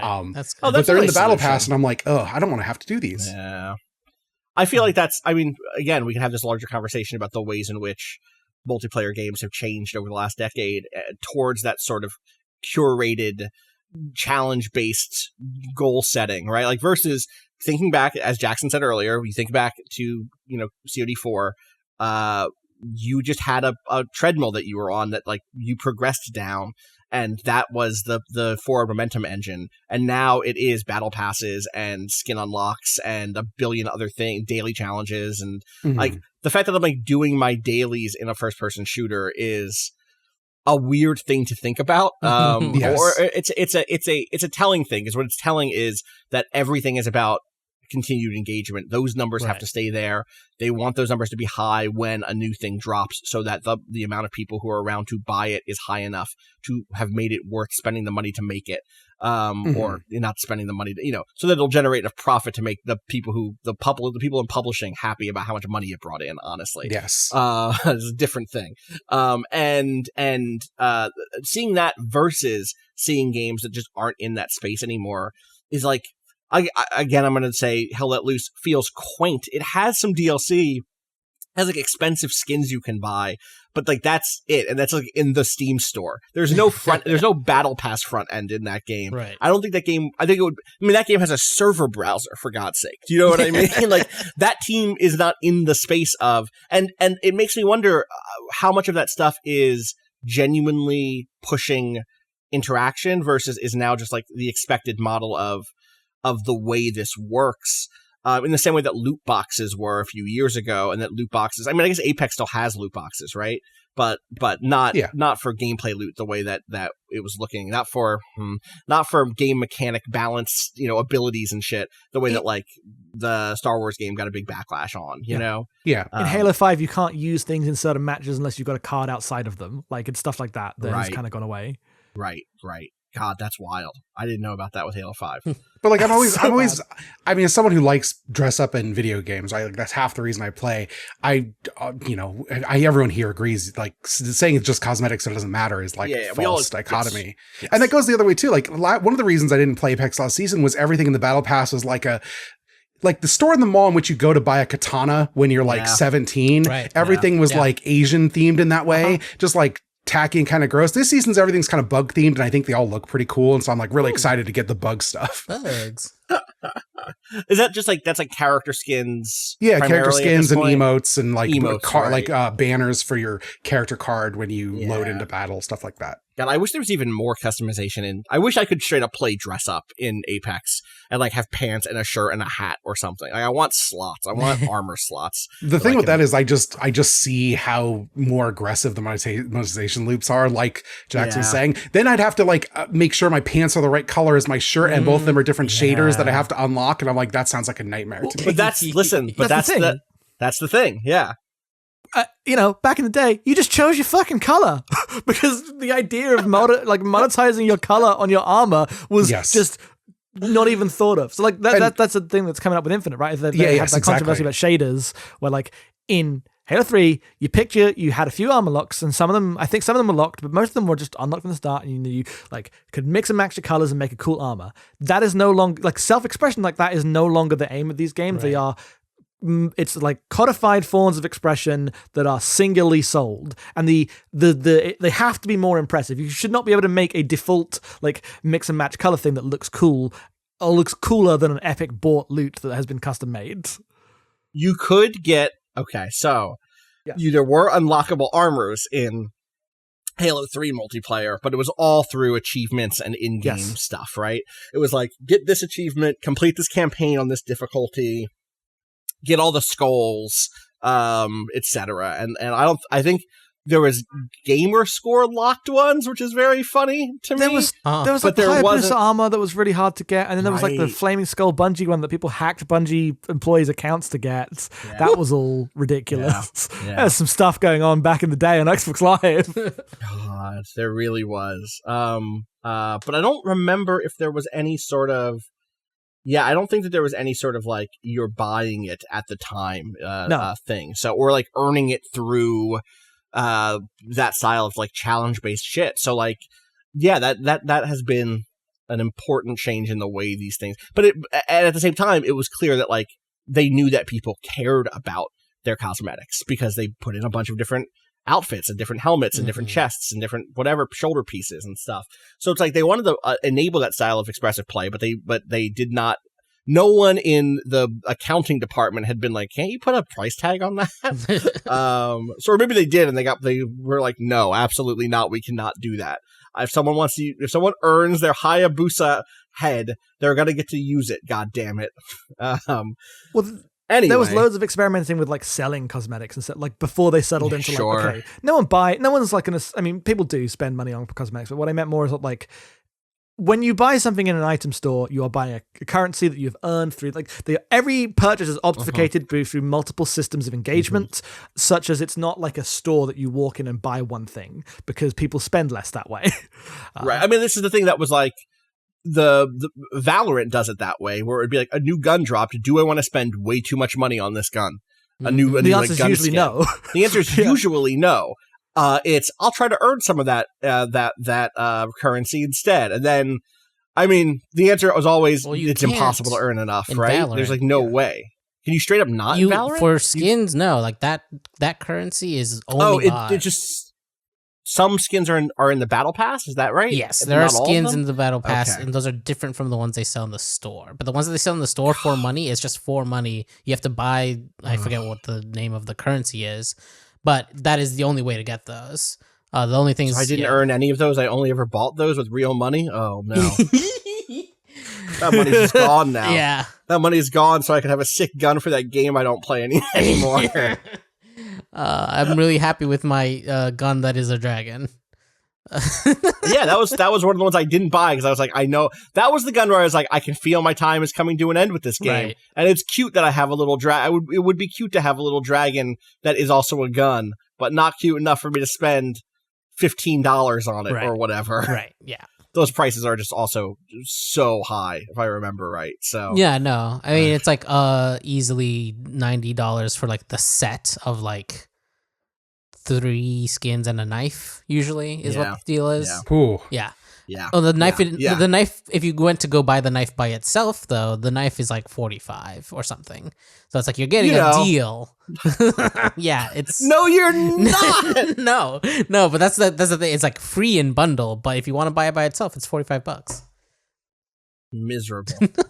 Knives. I guess knives have a particular cultural cachet in the Counter-Strike world. Exactly. So that makes sense that it came out. It makes sense. I understand the line that was drawn. How this happened. Yeah. Speaking of, I do want to pivot here because speaking of like the style of like expressive dress up play, this kind of character customization stuff. Em, I know you've been going down the Final Fantasy XIV rabbit hole, and for so many people, that is a huge part of that game. Is the I have a character who I love the look of, and I'm making little outfits, and I'm buying, not buying with real money, but going onto the in-game marketplace to kind of like pick up stuff that I might not even use because it's not good, but I'll use it as like a skin for the stuff that I'm using. I'll glamour? Is that it's not called glamour? What is it called in 14? I forget what they're called. When you just like give one piece of armor another piece of armer's look. You know what I'm talking about. Is it not called glamour? Yeah, maybe it's called glamour. It's been a while since I played. You get your glamour shard going. Yeah, and you okay. just Then apply it. Yeah. I should have trusted myself. Are you doing any of that with 14? Or are you still like in the grindy early bit? I've always been a big Final Fantasy fan.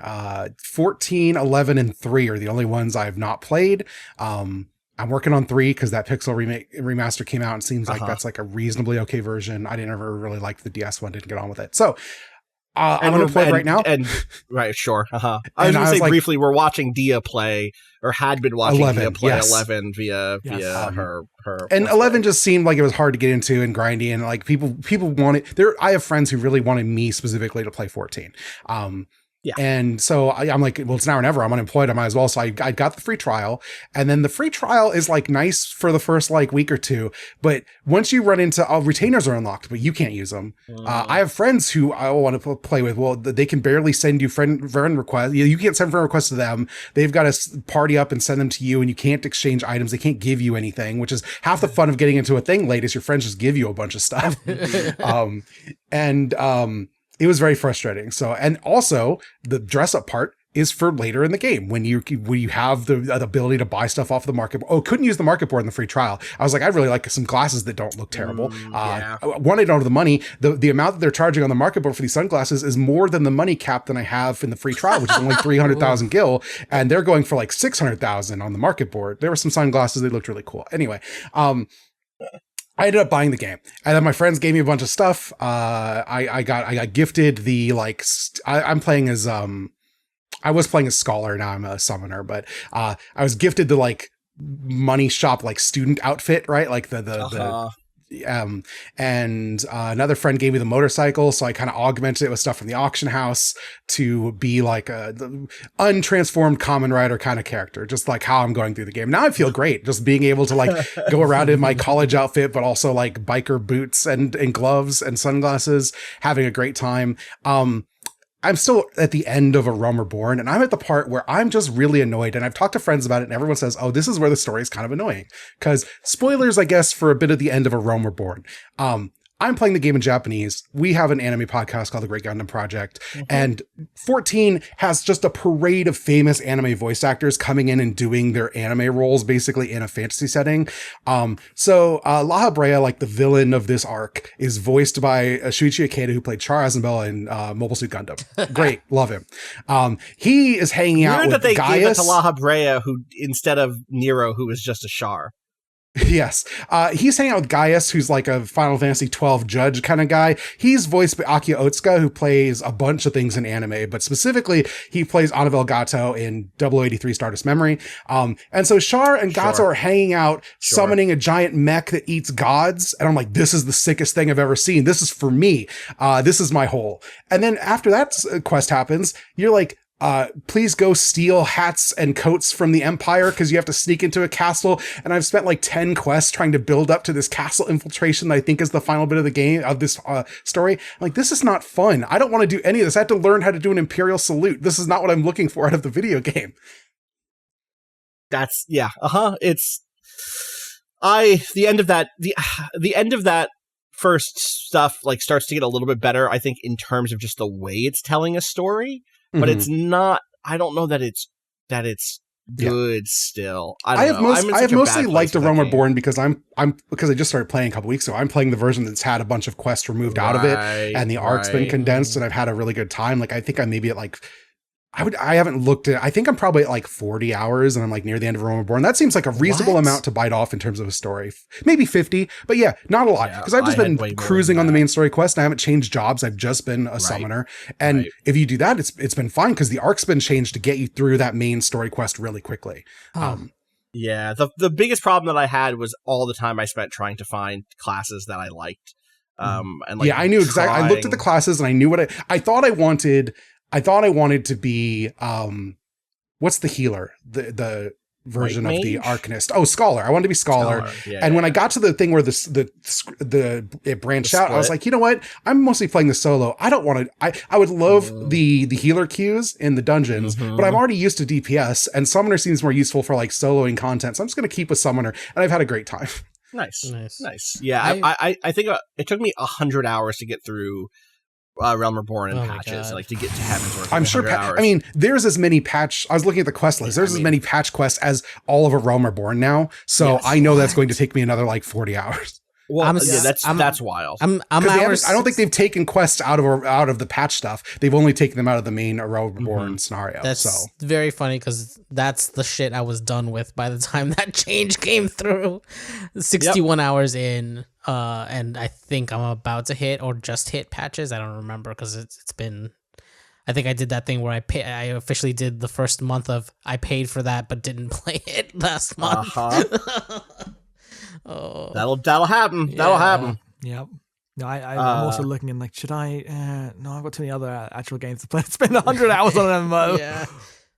Well, yeah. A lot of that 100 hours was definitely me being like, well, let me try this class. Let me try this class. Let me see if I find something that clicks. And eventually, I did. I mean, like, I spent money so that I could. I want to say that I jumped ahead so I could unlock Red Mage early. I want to say I did some sort of boost so that I could get to Red Mage. I could tell in my heart I would like Red Mage, and I did. But by then I already put so much time in a bunch of different classes, and I think when I got to Heaven's Word, I was like, well, now is when I should have unlocked Dark Knight. Let me try Dark Knight. Dark Knight seems fun, and I didn't like the Dark Knight story that much. Especially, I only got through the first like arc of that, but I didn't like that, and so I spent a lot of time just trying to find something to make me like me in that game. And I the thing that ended up happening truly is I beat Heaven's Word, I beat Stormblood. Towards the end of Stormblood, I want to say I got some armor that I liked, and in a weird way, I was like, all right, cool, that's it. I leveled up my character. My character looks sick now. I'm done. I can step away. I mean, the thing that really happened is I got to the Stormblood patches and they immediately upset me. I think I've talked about this already. That like I was like fucked up over some of the story stuff, and like I don't want my Warrior of Light doing this shit, and that broke me on it. And I think largely I just don't like my own character in that game, and I can't find a way in to. I am someone who does like playing MMOs for the dress up, for the cosmetic stuff, and like I can't find a way in to this game where I make a character that I resonate with, that resonates with who I am in any meaningful way. And I mean, you know, I'm playing a big cat boy because like genuinely, because it's like the if you're a large person, you want largeness to be in this game. Your options are big cat or what are the Rodigons? Is that what they're called? And that's yeah. I'm playing a Lady Row, so yes, right, absolutely, sure, totally, I mean, and like that's it. But like it just none of it hits for me in the way that feels like I can project, or that I can't make a character that I felt good about. And like this is a me thing, because I know that Final Fantasy XIV is incredible at this stuff. Is like this is what people love about that game. Like there's so much expressivity in it. People love their characters. They love the world. They love role playing in that space. I love all of that shit. I can't do it. It's just like I come up short every time, and it's a bummer. The tension I felt too, because I played I think it was in the Stormblood expansion was my real big push into it. I got about 50 hours in, so halfway through ARR, I guess. But that was my biggest experience, and I definitely had that as well, because like there's a load of cool clothes and a load of cool genders. Not a load of cool genders. There's two genders, but like which is more than some, right? Because like. What I meant to say was, you can be any gender you want so long as you're a twink, is what it feels like in Final Fantasy XIV. And as like a larger person, I'm like, there are some bigger options, but they don't. That's not where the game's heart is. The game wants you to be like cool anime people running around, and I just felt like this isn't the kind of dress up. Like I know some people find an escape in that kind of dress up, but it felt a little, I like that. This is the thing that's so weird. Is like there are games where I like that sort of dress up, but there is something about it, the way it's feels for me in 14, and I think it might be about time commitment. It might be about like the difference between like I'm making like a hot anime boy twink in a game that I'm going to play for 12 hours or 20 hours versus a game that I have 200 some hours in 14. And so like that makes it's a different sort of embodiment. Do you know what? I have 250 hours in 14. It's a different sort of embodiment that I'm being expected to do. And to not feel that resonance is difficult when that's so important to the centrality of like what I'm supposed to be feeling, what I'm supposed to be getting out of this thing, So I don't know. I'm going to go back to it. To be clear, this is one aspect of also I still don't like any of the characters. I can't turn this into a Final Fantasy XIV hate in because I can't do my minute of hate here because I know how important this game is to so many people, and I love that it is that for them. I wish I could see what you see in this game, and I don't want to be the fucking asshole, so I'm going to shut the fuck up. It's interesting because like you and Dia, our friend Dia, both dislike the main, like the story quests quite a bit. And I went into this like with expectations really low. And I've mostly like when we covered Gundam Wing, we talked about like the story that Gundam Wing is about how much you really need a CIA. Now Alpha just really wants to make a magical CIA, and I'm going to let him. God bless him. he wants that so bad. He doesn't understand that's what he's making, but that's what he's making. Yes. And I hate him. I hate him so much. I like 7 of the 8 Scions could die tomorrow and I'd clap. So yeah, fair enough. For the record, I looked it up and there were 31 A Realm Reborn quests removed with patch 5.3. Oh, 31. That's a great number. That's a good number to remove. It's a good chunk. I should have waited. Because I genuinely wonder if my experience with Realm Reborn would have been so much more positive if it was tighter, that I would have such a different perspective. Because that's the way this stuff works. Like it isn't like I have access to some core of Final Fantasy XIV that makes me negative towards it. It's the same thing as talking about the way that cosmetics can make you like or feel more powerful in a game. Is like if you trim the right amount of a Realm Reborn off, I might have had such a good time with it, or such a less bad time with it, that I went into Heaven's Word without the like super high expectations that it would turn the game around for me or whatever. And I like Heaven's Word. I genuinely liked my time in Heaven's Word. I think that story does rip. Even though I have some issues with it, because of course I do.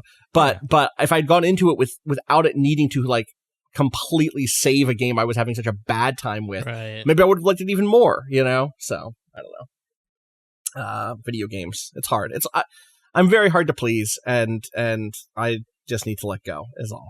Even though what if you went back and finished Final Fantasy 15 instead, a game that's very good, and I would love to talk to someone about. I have to start it over is the thing. I know. I was like right there too. I should have just finished it when I first played. You were like 8 hours from the end. I didn't know I was that close. Yeah, I was at the cool like fake fantasy Venice. Oh. Yes. Which is right when the game condenses down to a single corridor that you just motor through the rest of the game. Yeah. I literally did that like I was literally on the boat in. I think is it a boat that you take in? Yeah, you take a boat in. And it was playing that incredible waltz that I love. Yes. And for a minute, the game gestures like, oh, you're going to explore an island chain on this boat as you go around. No, none of that. I thought it was like maybe halfway at that point. I was like, there's like another like half of this game. And I was like, no, there's like another quarter of this game left, basically. That's how it felt. It did feel like I was opening up a big new area that I would explore for another 30 hours or whatever. And if I had known that it was only 8, I would have maybe pushed forward. But also the thing that happened to me with that game was everyone talked about how bad the stealth section was, and that then the patch was coming. So the version I played didn't have or it was greatly reduced. But I feel like some of that was a little overstated looking at what the difference was. I think you would have been fine. You've played much worse games than that. I know you have. This is true. I've made it through the Pope ship in Final Fantasy 13. I can get through any bad bit of a Final Fantasy game. I streamed that bit and got jump scared so bad I threw my headset once. So that was that is a good stealth section to me. The stealth section or like a horror section? Both, right? Like you're hiding from the fucking monsters. There's a couple brief like spooky bits that are very ridiculous. They're very ridiculous. But I was alone in a dark room playing by myself. Absolutely. That would and be then it's how just it like goes. it got me. That's very good. The real thing here is the Final Fantasy I most want to play at this point is 13. The one that I didn't play at all and am curious about. So, and I feel like there's been a rehabilitation of or the people who didn't like it have shut the fuck up. You know what I mean? Every like 3 days, someone on the Reddit, because I follow the Final Fantasy Reddit because I'm like, I need posts to look at, and sometimes Twitter's just too close. Too slow for you? No, not too slow. Not too slow. Not annoying enough? What's the... Not annoying in the... There's a kind of annoying to a gamer forum, an innocent annoying. An innocent kind of annoying where someone will come in and post, oh, I kind of like Final Fantasy 13. And everyone posts, we have this post every 3 days. Shut the fuck up, we know. That's the life I live when I'm bored. Yeah. I get it. You and I will sometimes just send each other recent era thread titles. So I guess I'm in hell with this. Yeah. You don't know what it is. Great recent era thread right here. I'm not dragging this person. you can bring back Sega to its former glory as a software and console maker by shutting down one of Sony, Microsoft, Nintendo. Do you do it? Incredible. That's not. I don't think that would fix Sega's problems. No. Well, no. So the thread does say that like Sega comes back to its former glory as part of the deal, which I don't understand. You know, that is a loaded thing. You have to complete the dark crossword, and when you do, the reward is Sega comes back what you sacrificed. I guess the answer is Sony because I don't like any of their games. So no, I would trade Sony for Sega. I would trade Sony for Sega in an instant. You asked me 5 years ago, I'd do Microsoft, but now Sony. Yeah, sure. Yeah. This is how it goes. But I'm ready. I'm ready to spill blood for Sega. Still, it's in my blood. I fought those wars. Yeah. Where the fuck is Outrun 3? We're ready. Outrun 3 now, please. Honestly, just re-release the Xbox Live Arcade Outrun and Afterburner games. That was sick, and that got that would pulled. also be Can you not pay someone to model a fake Ferrari? Can say it's not possible. All right, my asks are not high here. Well, yeah, good, great. Can we maybe take a dip in the question bucket before we absolutely. let y'all go? Sorry. Was there anything else anyone wanted to talk about in terms of games that they've been playing? No. I guess we should really quick. Cado, you played Back 4 Blood. I played Back 4 Blood. We did not play Back 4 Blood together. Oh yeah, Back 4 Blood. They put some RPG elements into Left 4 Dead. Speaking of 2007, 2008, you know, they remade that game. What do you think of it? I had a lot of fun. It was really interesting. I had a really interesting moment though, just because of the way crossplay is set up. I got matched with these two guys who were obviously playing together on like Xbox and had the worst fucking mic setup. They were like echoing into each other. It feels like they were in the same room but still on voice chat. It was bad. But they were speaking Spanish, and I don't think they knew that I understood Spanish because I was not talking back to them. I didn't have a mic set up in that game, but it was just very funny to interact with them with pings and stuff, and like I had a good time just because they happened to be funny people. But there's like just enough, I feel like, in the interaction wheel that you can kind of like do all right without a mic in that game, where even on like a harder difficulty, where I feel like sometimes that can be hard to pull off when you're like getting over, like you have to coordinate a little bit more when there's like friendly fire in this game, right? So you have to be kind of more careful than just like, I'm just gonna shoot in the direction when there's a giant horde. It's like, oh wait, someone's over there, come back to this position and we can shoot together instead of accidentally killing our teammates and things like that. But yeah, I think they have this like card system where you basically have a deck, and in between what are essentially chapters of an act, before you start the next one, you pick a new card from that deck, and each of these are like perks, right? I had, for example, like a reload one that was like minus 30% reload or something. And it's a fun bit of like per run progression, basically, because like at the beginning you only have like one of these cards at a time, and then as you go on, obviously you pick one each time, you start stacking them, you start feeling more and more powerful as you move closer and closer to the finale of the act. How far did you play through the? I finished the whole first thing. I did there's like, so it's like broken up into two halves, right? Like there's four and four. I did the first four and then hit quick play, and it put me into the end of the second four. So I don't know what happened in 5 to 7. I missed the first two, but then I did everything after that, basically.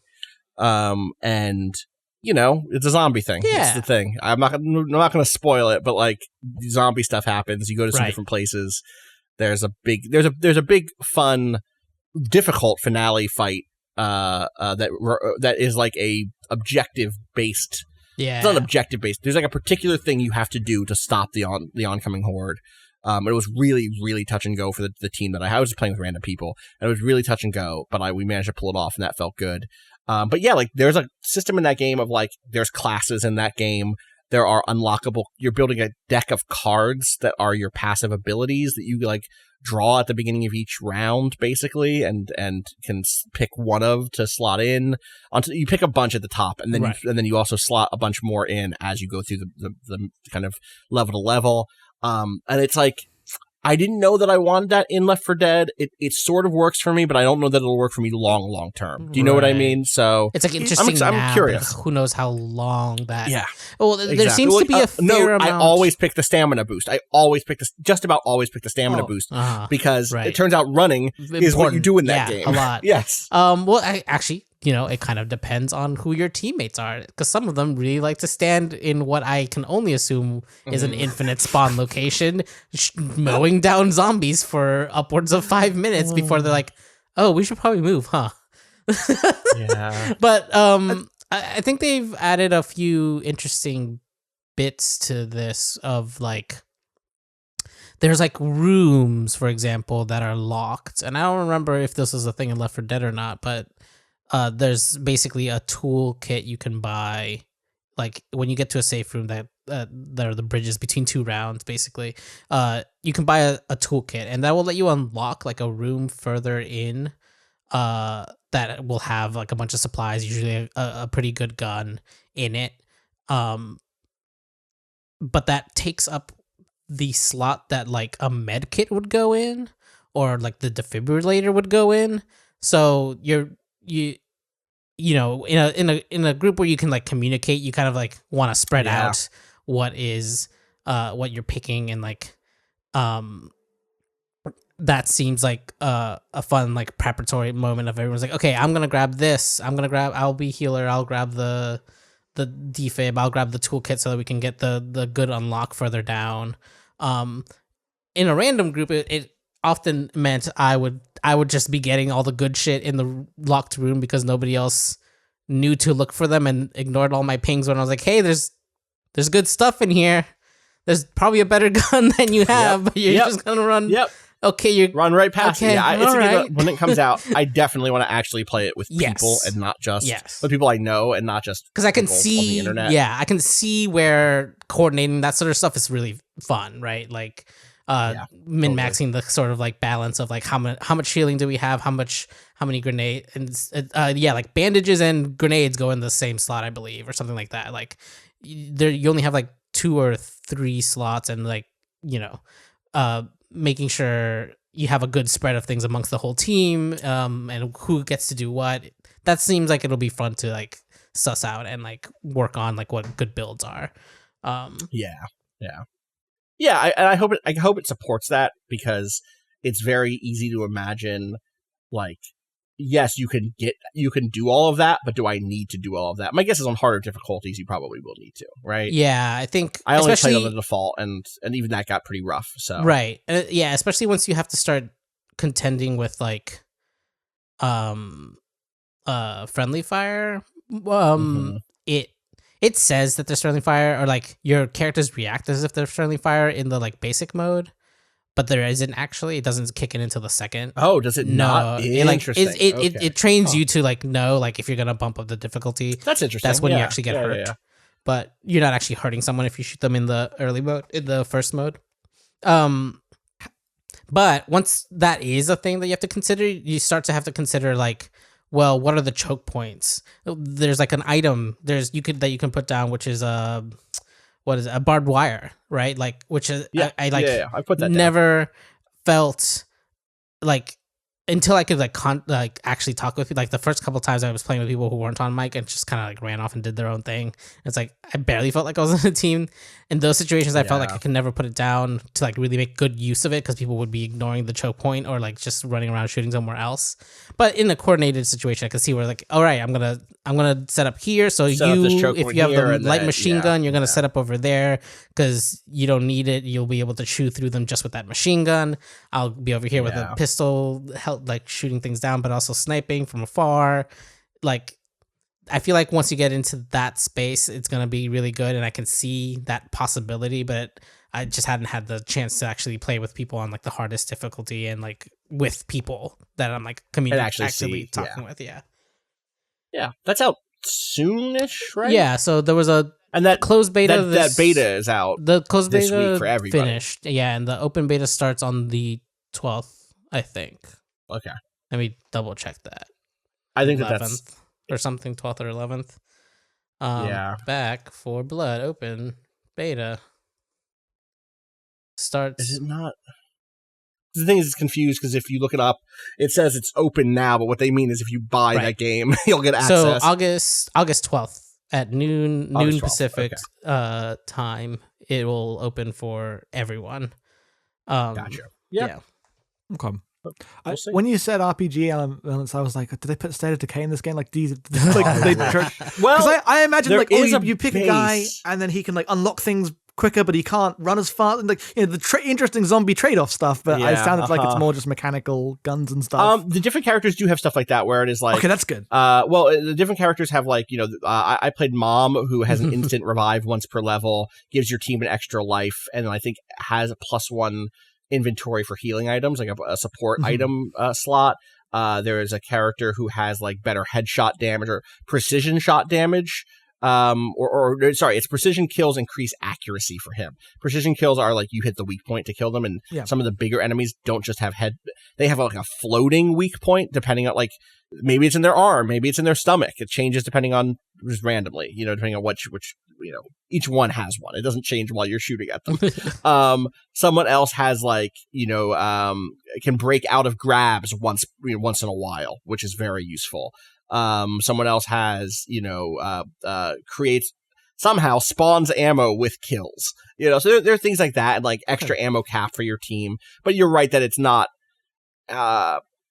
it's not State of Decay. I wish it were State of Decay, So, and there is a home base, but I don't think there's any like development of it in the beta. It doesn't seem like it. The thing that you unlock are different and more specialized cards. Did you get through the first supply track or like? Yes. I got through like 1.5 because I played through that whole first thing. That's how you unlock cards to add to your kind of deck of cards. Is you get resources from playing it. You put those resources into a sort of linear unlock progression where every time you can see it's not like you're not buying packs of cards. You're going through prearranged, like first you unlock this that gives you plus stamina and melee damage, then you unlock this card, and then you're picking from that set of cards to bring in your personal deck into any given match, basically, or any given campaign. I don't know. It's hard to even. Yeah, exactly. Anyway, this beta will be out by the end of this week, so people can play it and kind of see what they think. Cool. All right. I'm going to the bucket. We're going to the bucket. Gaming@vice.com. This one comes in from Vivian in Vermont, who says, the recent mildly frustrating re-releases of Final Fantasies 1 through 3 and the upcoming release of Final Fantasies 4 through 6 got me thinking about systems that offer the most complete collections of major franchises, and my mind eventually started drifting towards the PS Vita. The Vita PS Store was known for its rather expansive collection of visual novels, portable indie games, and PS1/PSP backwards compatibility. And the latter made me realize that the handheld's likely greatest asset. As far as I know, the Vita is the only system that has access to every single Final Fantasy game up through 12 without the need for third-party emulation, thanks to the PS1 re-releases of 8 of the 8 and 16-bit games, the native PS1 games, the PSP remake of 3, and the current for the time remasters of 10, 10.2, and 12. The same is true for the Persona series, where aside from the most recent games and the Persona 4 fighting games, all 5 mainline Persona games, including both versions of Persona 2, Innocent Sin, and Eternal Punishment, are available together on one system. Given the problems that have plagued recent Square Enix remixes, especially given the origins of as ports for phones, and the comparatively high price they go for, it seems that the best option for some people to legally fill the gaps on their franchise history backlog would be to take the retro route, quote unquote, and fall back a generation. Do y'all believe there's a chance that should Square Enix continue to flub parts of the remakes for Final Fantasy and any other games in the near future, that it could drive a bit of demand for the Vita up? Not that there's any real demand for Vitas in general, but I thought it was worth a thought. P.S. For as easy as Vitas can be to crack and install emulators on, other systems are actually much more readily available, so I'm not taking those into account in the question. I don't think there's. I do want to say hack your Vita. Please hack your Vita. If you have a Vita, hack it. It's amazing. It's a little fiddly, but like compared to like a 3DS, which is like you can get that done in under an hour and it's ready to go. Damn. Vita's a little more work, but it's great. Then you could just play 1 through 3 in like their emulated versions if you wanted, like from the original consoles. Yeah. God, yeah, absolutely. I don't think anything is going to drive the Vita back up. I don't think. I mean, obviously, Vitas are going to get expensive because they're old, right? Because they're old and falling apart. Yeah, exactly. Not falling apart, but a lot of people do not have their Vitas in like a place free of heat. A lot of Vitas are sitting in a garage right now. Their batteries slowly expanding. Disassemble the Vita to replace the battery. The batteries will give out. Oh yeah, yes, exactly. That's going to happen to me at some point. Yeah, because these are coming up on 10 years. Yeah, it's not like a DS where you just unscrew the back and you swap out of it. You have to pull that thing apart to get to the battery. They're not user serviceable in that way. That's a shame. I loved the Vita. It was nice to hold. Good Vita's console. so good. Yeah. I sadly don't. Have either of you played the new Final Fantasy remake? I've been playing some of 3, and Jackson's been playing 1. I've been playing 1, yes. How are you finding those versions? Oh, they just are incapable of going all the way. They can't go all the way, nor can they make something just, oh, that's terrible, I'll ignore it. It has to be a mix of both, and in every release there's something wrong and there's something right, and it's just, I'd swear, my long-suffering life as a Final Fantasy fan. Here's my thing. M2 made Japan only like PS2 like compilation collections of like old arcade games. This is like kind of where they made their bones. And he'd be like, here's like 5 versions of like a 5-game series or whatever. And then in that they'd have every version of those games selectable. The thing is, you get 5 old emulated games and it was a full price release. You were paying money for that. The thing people already say these pixel remasters are too expensive. The thing you want, they would charge $60 for, and no one's willing to pay it. Because I want the version that lets me play 1 NES, 1 Dawn of Souls, 1 PSP, 1 Wonder Swan, like 1 pixel remaster, or even swap music and tiles between all the different versions. Maybe I want the DS or the GBA music. I don't know why I'd want that. And like the graphics of the pixel remaster. And you could get that, but you'd be paying a lot of money for that. Yeah. Right. Like there is a world in which there's like a, I forget what the word, but like they've done a Criterion equivalent, right, for their own back catalog, and they've made these beautiful legacy versions of the Final Fantasy games, and like that's kind of what they're trying to pretend the pixel remasters are, but they're not, because they're missing stuff from the various re-releases, and they have some stuff, they cut some other stuff, they're balanced differently, they're not the same as the original games. The music's all like orchestral samples that sound weird compared like on pixel graphics. Yeah, like I quite like a lot of these reorchestrations, but in the way that I would like a Distant Worlds. What's the name? I'm forgetting my Distant Worlds. Yeah, Distant Worlds. Yeah, the Distant Worlds album. It's a bit strange to hear as I'm walking across the map in Final Fantasy 1, and so it's just a very strange thing. But then they've added things that are really helpful here. Like they've got the a map that shows you where everything is and tells you if you're missing a chest in an area, so you never have to do the thing that would plague a lot of old games, and you have to like, where am I missing? Which dungeon have I forgot something in? And so that's a really great thing for people who don't want to spend 16 hours being lost and grinding in Final Fantasy 1. Also, like Final Fantasy 1 and 3 specifically have a D&D style spell charge system where you have to rest to restore your spell charges. And they've added ethers that give you spell charges back. That's not the to me, these are games meant to be approachable to modern gamers in like a way that is not, because Final Fantasy, the original Final Fantasy, like looked at Dragon Quest as like, okay, they made like a nice, easy thing. We're going to make a dungeon crawler. It's a real motherfucker. That's a hard video game. Yeah, I was playing that before I played the remaster. I got up to the fire dungeon, the mountain. That game's hard. I had to spend like 2 hours grinding before I could tackle the marsh cave, and every time I tackled it, getting out was hard, and then I still don't have teleport out the dungeon yet because of how the skills work. It's you have to fight your way out. Yeah. And I would die a lot, and I'd lose a lot of progress. And which is it's interesting that you talk about the added kind of ease of use stuff like ethers, where that feels like it's a modern convenience. It feels like something to be expected by a lot of players. But it's also, I wonder how much of that is caught up in the sort of, one of the ways I think that people talk about Final Fantasy games is that you play them for the story, quote unquote. I'm interested in these characters. And like, that's part of why I have played Final Fantasy games, but I'm also super interested in that series as a collection of takes on a core mechanical theme of what is the RPG and what are ways that we can do RPG combat and exploration different, and etc. So for me, I fear that if the idea is like we're gonna like even out the differences between these games, I'd be losing something. And no offense to Final Fantasy, 1, 2, and 3. But I'm not going to those for their narratives at this point. That's spoken like someone who's not played Final Fantasy 2, which has a very good story, actually. Does it have a good story, or does it have a good story for a game that came out when it came out? I think it has like a reasonably good story. You and I specifically know we have this conversation a lot. If you have to, you can't just say, because the story is in text boxes or whatever, it is bad. Like, that's not what I mean. I mean, in the world of stories, I think it's a good one. It's a really good one. Final Fantasy 2 has a cool narrative. Better than the narratives I could read by looking around my room and picking up a book I haven't read yet. Well, that's actually a video game that has a better narrative than a book. But that's what I'm saying. Is that at this point, that's not bringing me to Final Fantasy 2. It's not ever going to be the story at this point because it's competing in the realm of narratives. That was true when it came out, though.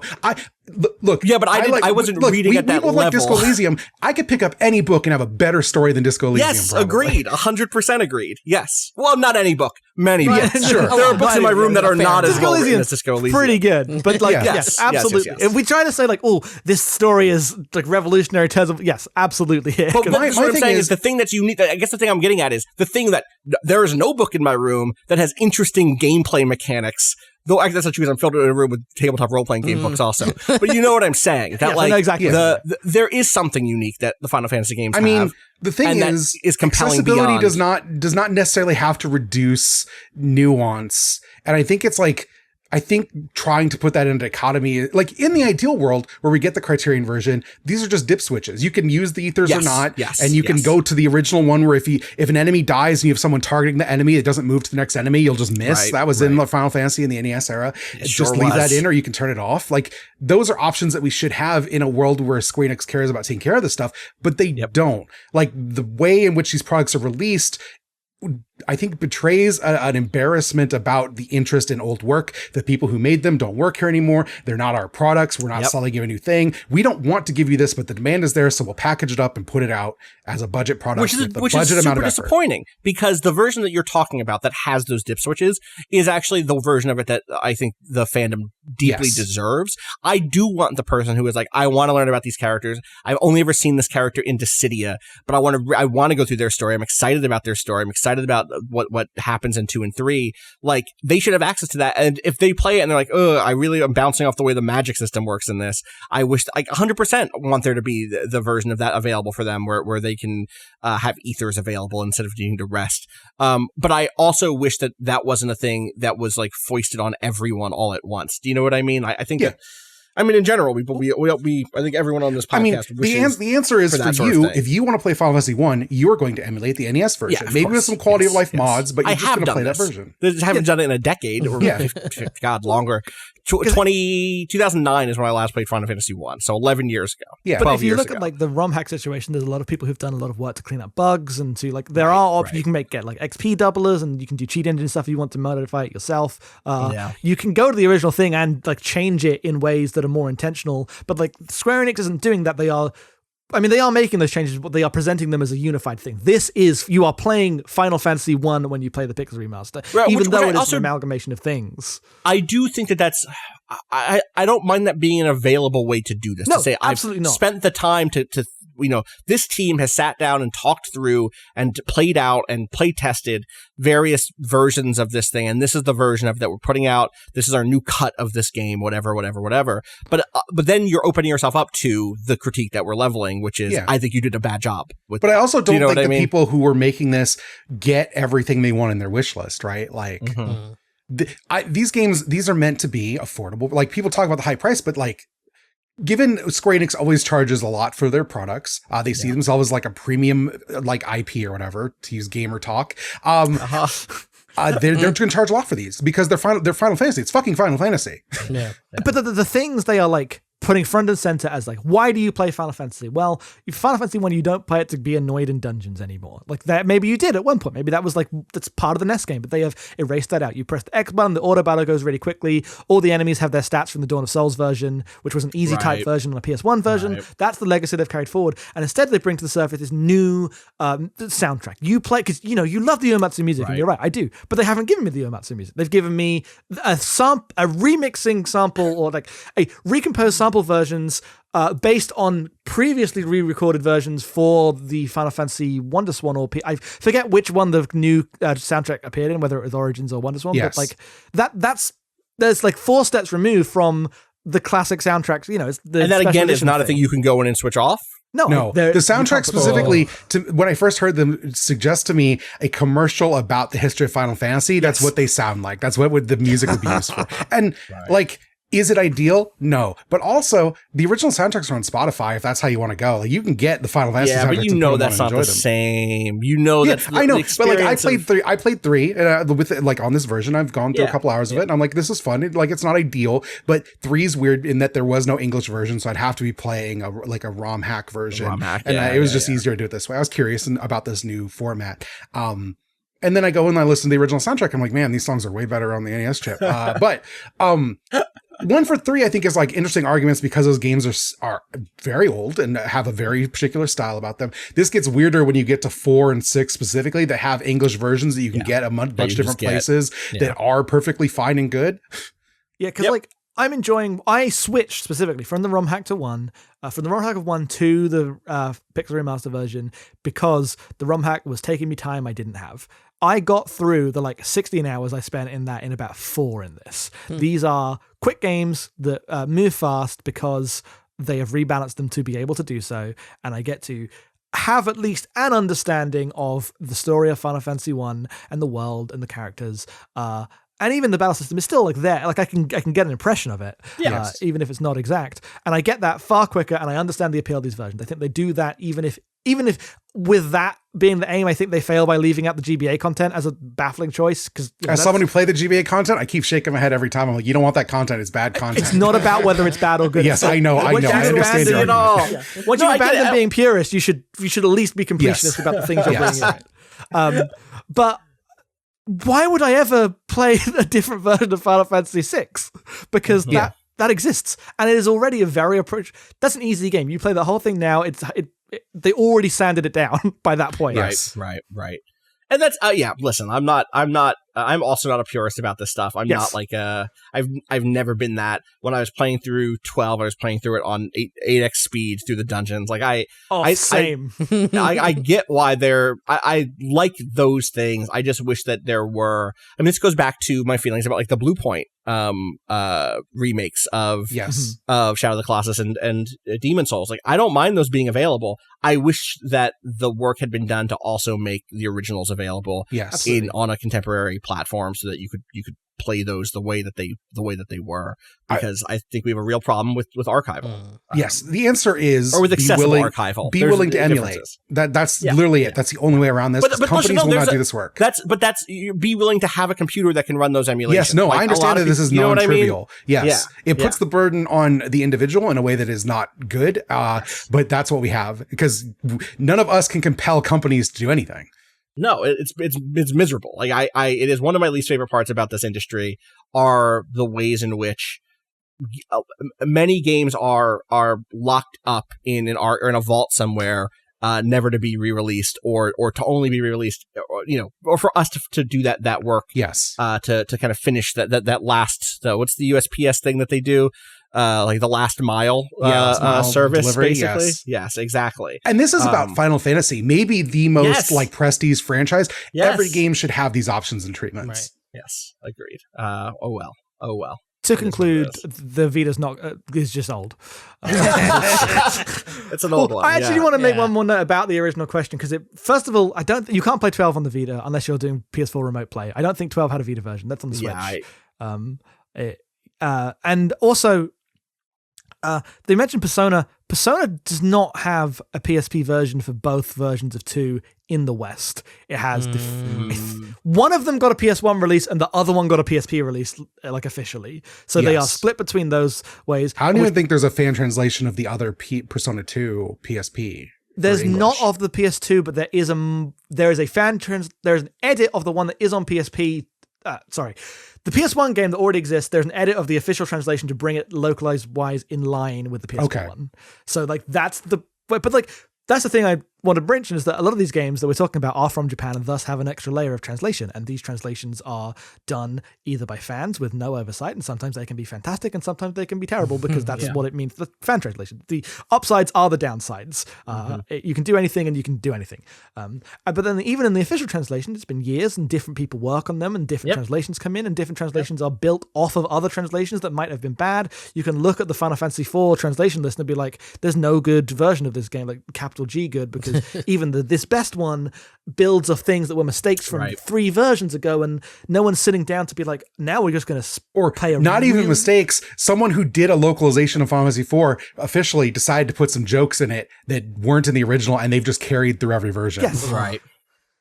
But like, I mean, there's even stuff where like I think a lot about the Final Fantasy Tactics localizations, where you have the PS1 one, which is like what I played when that game first came out, and then you have the PSP one, the War of the Lions. I almost said Roses, like that's not that. It's not that. That's the real one, which is like a distinct one that has its own like lots of its own flavor because it's using a different kind of dialect of English and a different kind of, it's going for something more historically stylized and less just kind of like we're doing fantasy English and more we're doing a particular time and place. And both of them have strengths, but there is not a definitive one. And I mean, more importantly, Final Fantasy Tactics, you can't buy it right now on any active platform anyway, right? iOS, so, I think the iOS version is still up. Great, yes, the iOS version is still up, yes. And the iOS version doesn't have the PSP problem, right? The loading times are not an issue in the same way. It's not even the loading times. It's the animations. It's the animations. The attack animations were slow on the PSP version. So an already long game was even more. The thing about the iOS version is it doesn't have controller support, and I can't imagine they're going to patch it in at this point. Of course not. Why would they? The Pixel remasters don't have controller support on iOS. Oh, really? What? Oh, you can't. No, they're on Android. I don't think they're on iOS, right? Isn't that they right? Are on iOS. They're on both. But if you play on iPad, you can't just like put it up with a controller, which everyone thought you'd be able to do because it's 2021. Can't do it. And the backbone, and people love the backbone as a controller for the wow. Like controllers as standard for iOS stuff has been like a thing for a while now because it's fairly it's not like uncommon, right? People, either using an iPad or you're contracting it to your phone. No, not in the game. Huge brain. Weird. I got another question here. I'll keep on moving. It's another remaster. I was going to skip this one, but we're in the remaster conversation as it is. Tomas says, I was surprised when the recent Mass Effect Trilogy remasters came and went with only the briefest acknowledgement on the podcast. Was this a casualty of simply being too large an investment of time for y'all, so it fell in between the cracks, or was this a deliberate omission in the vein of content Waypoint has deliberately avoided shining light on in the past, like Red Dead Redemption 2, or I think more than we covered Red Dead. Like we did a lot of Red Dead shit actually when that game came out. We were just very critical of it all the way through. Well, I think Kingdom Come Deliverance more, but even there we did a podcast about it. I played that game and talked about it. I've certainly moved further left in the time since playing the original, granting me new perspectives on many of the ways Mass Effect frames the story it's trying to tell, but touring the remaster for nostalgia's sake has me endeared as it does aggrieved, and I'm curious if I'm missing something here. With idle curiosity, Tomas, I don't have the time. Yeah, we actually answered this on last. Oh, did Friday. you? I missed this. Yeah. Sorry. No, that's good. Was the answer that we didn't put time into remasters because there's so much other shit to cover? Yeah, and we talked a bit about how that remaster feels so... like, you can play the original Mass Effect on a PC and it looks fine. Yeah. Like... In fact, I like the lighting better. Yeah, right? Like, so I'm... Which again, I understand there's reasons for why it's very hard to recapture an original. It's almost impossible to just bring lighting from a previous like Unreal Engine, perfectly into the a new one, because the lighting literally works differently. But also, I am of the mind that's like, if you're going to make it look this different, then I would rather you just do patches on the original stuff. I know that doesn't move copies of the game. I get that. Right. No, it's the thing for me about that is that like it's hard to make a video game. All of these things are hard, and I'm not saying that like it should be true. What I'm saying is like if companies wanted to put the like monetary investment into faithful remasters, into like faithfully preserving things, they could do so. It is a economic choice as much. And that doesn't fall on the artists. No, absolutely who've been given the responsibility to figure out how to do this, but not the resourcing, not the manpower or whatever, not the amount of staff that they need. I get that, but it's hard. It was hard for me to go back to that thing. I mean, it was already going to be hard because going back to anything that is such a big commitment is tough when I know it's going to get derailed by I have to go play something else for coverage. I would love not to have that life. I would love to have I'm in the middle of playing through Dark Souls 2 Scholar of the First Sin. It's the first time I'm playing through Scholar of the First Sin. I've not played it in a week because my life got busy and I had to start playing other stuff with the limited amount of time that I had so I could talk about it or cover it in stream or whatever. And I like the games we've been playing for streams. I like some of the Gaga songs. People should just do a search for I like some of the Gaga songs. But it sucks that I live that life where I cannot go back and play Dark Souls 2, one of my favorite games of all time, which is being confirmed, by the way, by replaying that game. I still fucking love that game. So I was definitely not going to be able to put the time into a trilogy of games. And what am I going to tell you? If I play that game for 5 hours, genuinely, what new thing am I going to be able to give you on that game that has not already been done by people who've put that time in, can tell you if it's a good remaster on a technical level, and then also the people who've put the work in to play through all of those games and do a critical reevaluation at the thematic and political and narrative level. Like, people are doing that work. It didn't, I mean, I did a half step away 2 years ago. It's because I believed the work was getting done out there. I felt comfortable stepping away. I did not need to feel like my voice was that vital in the realm of, game crit at that point. Other people got this, there's lots of great writing out there about the Mass Effect trilogy as it stands. And none of those things were changed. It was just visual, right? Like it wasn't a remake of Final Fantasy VII remake situation where it was a completely different thing. Like we made it look different and more easily accessible to people playing on modern like consoles. Maybe you don't have a 360 or a PC that can even run, but like the old one is old enough now that running that on a PC, if you have a PC, is probably not that hard, right? Yes. Go read Grace Benfeld's It's Time to Reckon with Mass Effect's Police State Heart over on Paste, which came out when those games came out, right? Like,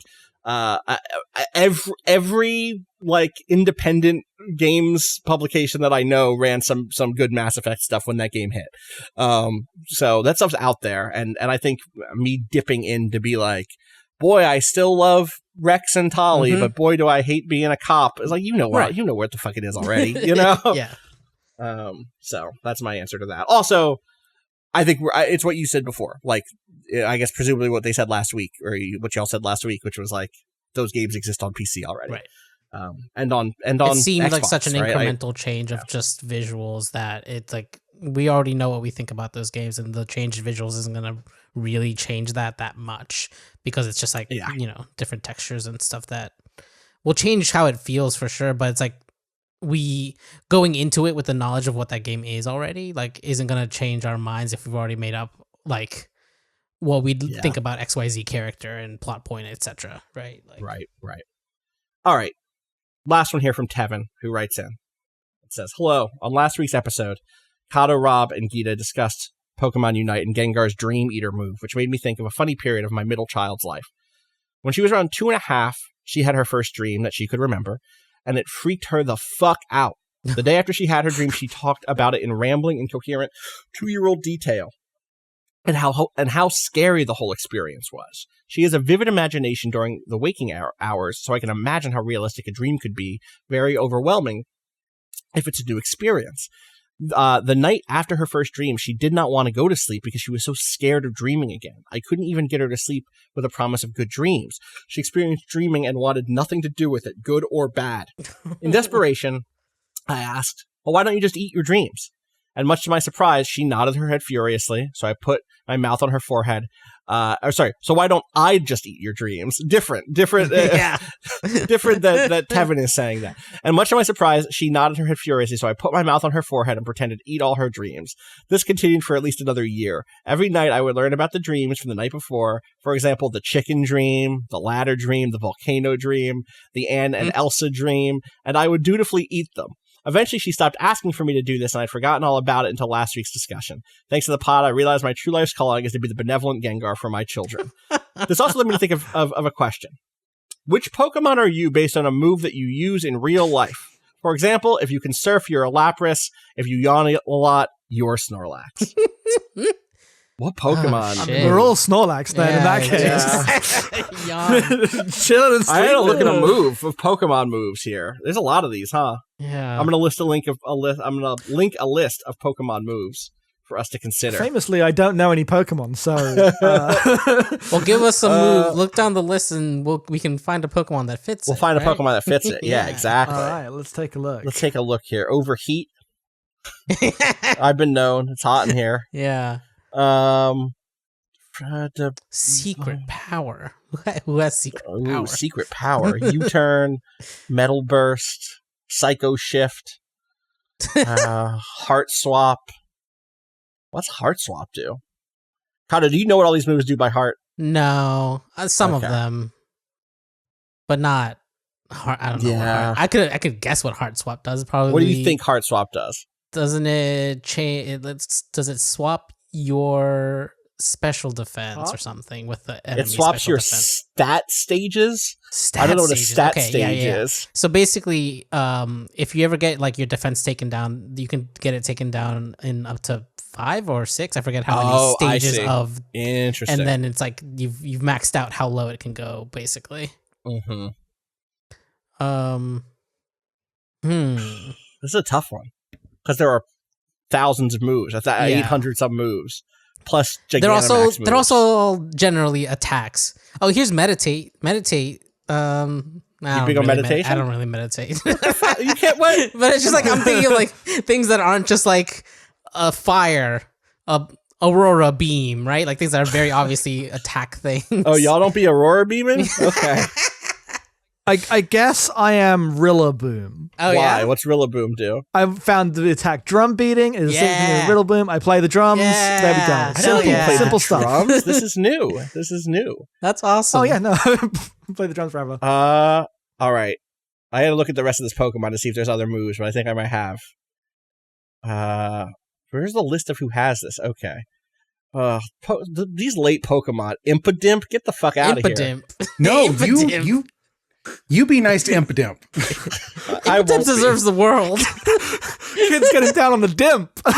I'm going to go with Mr. Rhyme because it has Calm Mind, but it also has the ability Tangled Feet, which raises your evasion if you're confused. The two things in tandem I feel like are a good like representation. Also, Mr. Rhyme is also very cool. Right. There's a Pokemon called Mr. Rhyme? Yeah. Yes, it is a Galarian evolution of Galarian Mr. Mime. Yeah. I will send you a picture right now. I want to see Mr. Rhyme. Good.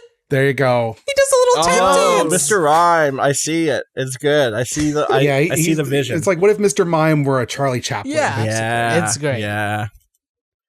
God. What am I am I the only one who doesn't have one now? I'm still looking. This is hard. This is bad. This is hard. There's too many options, and so many of these are just like very. Is there something? I feel like I might. I don't know. I'm on my computer enough that I'm probably like a Porygon or something. Digital. Wait, what? What do you mean you're a Porygon because you're? Oh, because they're. Yeah, right. Okay. Yeah. Sorry, I was thinking of Poliwhirl when you said No. Yeah, okay. Although I do love Poliwhirl. That thing is its mouth. That thing's its mouth. I hate it. Wait, that thing's its mouth? The big... No, sorry, I'm thinking of Poliwag.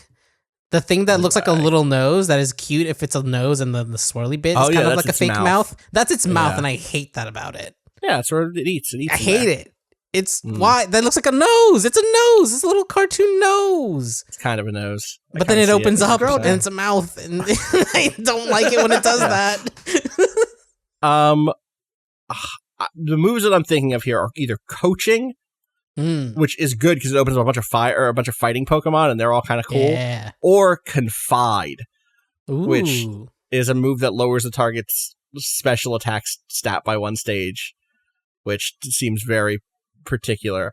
And to have that, I would either need to be Chatot, Impidimp, Morgrem, or Grimmsnarl. So, kind of jokes on me. I don't think you're any of those, unfortunately. No, I don't think so either. Well, there's by TM. That opens you up a lot. Yeah, but that's cheating. That's not what this question means, right? I don't think that's cheating. I don't think you're any of these either is the problem. Yeah. I don't know what I am. I don't know by move what I am, because I do feel like a Snorlax. Do you know what I mean? Mm-hmm. I do kind of feel like I guess here's what I should do. I should look at who else has Snore. Because, like, could I be an Ursaring? Maybe.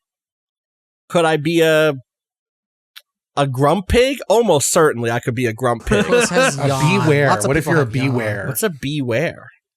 It's a big pink teddy bear Pokemon. Yeah. Yes. How do you spell it? Bewear, I think. Oh yeah, I see it. Let me see what a Beware looks like. Can I be a Beware? Oh, Bewares are cute. I think I'm not that cute. They're cute. I don't think I have that energy. What about Slowbro? This is the better watch out. I could be a Slowbro. I could be a I feel like your self-perception of yourself is so different than my perception of you. You're like, it was like, what's Austin? I was like, oh, you're a Decidueye. What's a Decidueye? Oh shit, yeah. What the fuck's a Decidueye? It's a Decidueye is the third form of the starters from last gen. Yeah, it's Rowlets. It's the owl Pokemon. I wish I was form. a Decidueye.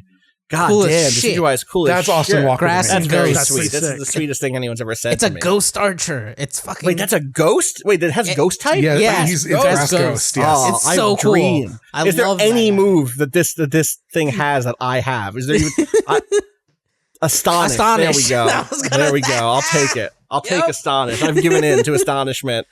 I'll take it. Love it. Wait, Cado, did you decide?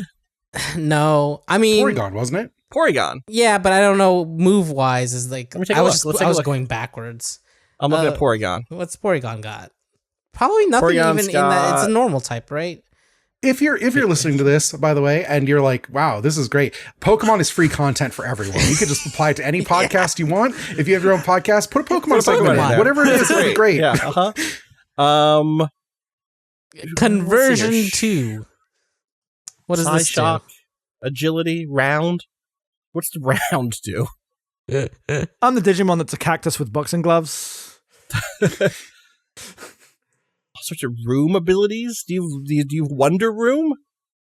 Yeah.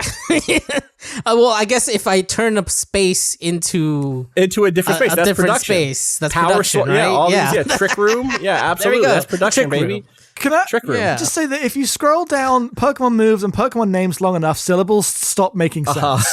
Correct. I feel like all the words have like rearranged on my screen as if I'm in a bad movie, like showing what it's like to be tired or something. I don't know. Someone needs to just do the Pokemon song, but with the names of all the Pokemon attacks that there are, because there's so many. Dive, Arm Thrust, Camouflage, Tail Glow, Luster Purge, Mist Ball, Feather Dance, Teeter Dance. Yeah, Blaze Kick, Mud Sport, Ice Ball, Needle Arm, Slack Off, Hyper Voice, Poison Fang, Crush Claw. Yeah, it's right there. You can just do that. Gotta catch them all. Yeah. We're trying to push against 7-hour YouTube videos in 2021. Thank you. Wait, one of these moves is called Let's Snuggle Forever. Wait, this set of moves is incredible. There's an incredible run here from 719 through 728, but really it's 723 through 726. 10 million volt Thunderbolt. Oh, these are the Z moves. No wonder they have those. Those are like just in the mix. Those are like power Mind-blown. moves that all have special names. I remember this. Plasma Fist, Photon Geyser, but then Light That Burns the Sky. Searing Sunrays Smash, Menacing Moonrays Maelstrom, Let's Snuggle Forever.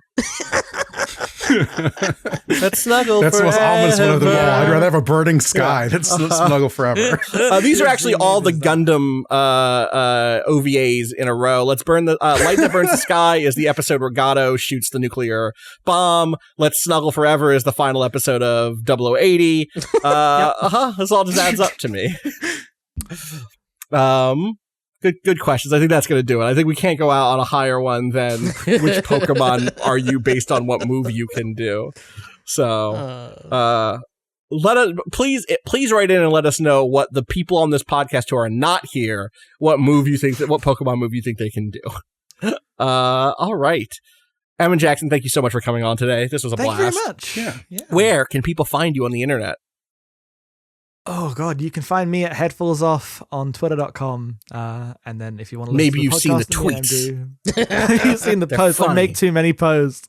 I guess I am known Twitter person. I always feel very weird when I remember people know me on Twitter. Terrifying. Twitter's bad. Yeah. Yeah. The podcast that me and Em do at abnormalmapping.com. There's a bunch of ones there from us and our friends. We've just been doing it for too long and picked up loads of other podcaster people. We're all, you build your own community. It's good. Again, when I say like the hardest working podcasters, it's because Abnormal Mapping and Game Podcast, Great Gundam Project is a $1 Patreon pod. That's great. Repertory Screenings is a movie podcast. Y'all just did Grand Budapest Hotel. I have not listened to it yet. I'm excited to listen to it. And that's also with Destiny, right? Is also on that pod? Yes. Okay. Yes. And then an airplane was The Ghibli podcast I did with you and Allison. But now is that replaced with something new? Yeah, we've replaced that with Gotham City Limits with me and my co-host Autumn doing Batman the Animated Series and other Batman related media that comes out on every Monday. Exactly. It's not on our network, but I do post about it on Twitter, where you can just find that on every Monday. Okay. Post about it. Yeah. Your Uncle's Beach House, where you just watch. Is that also only $1 a month? Is that also on No, that's free. That's free. It's just you get it in the Patreon feed because it's when at one of our tiers people can suggest or come on and make us watch stuff, and that's where all that stuff goes. Gotcha. Yes. It's y'all are doing a lot of.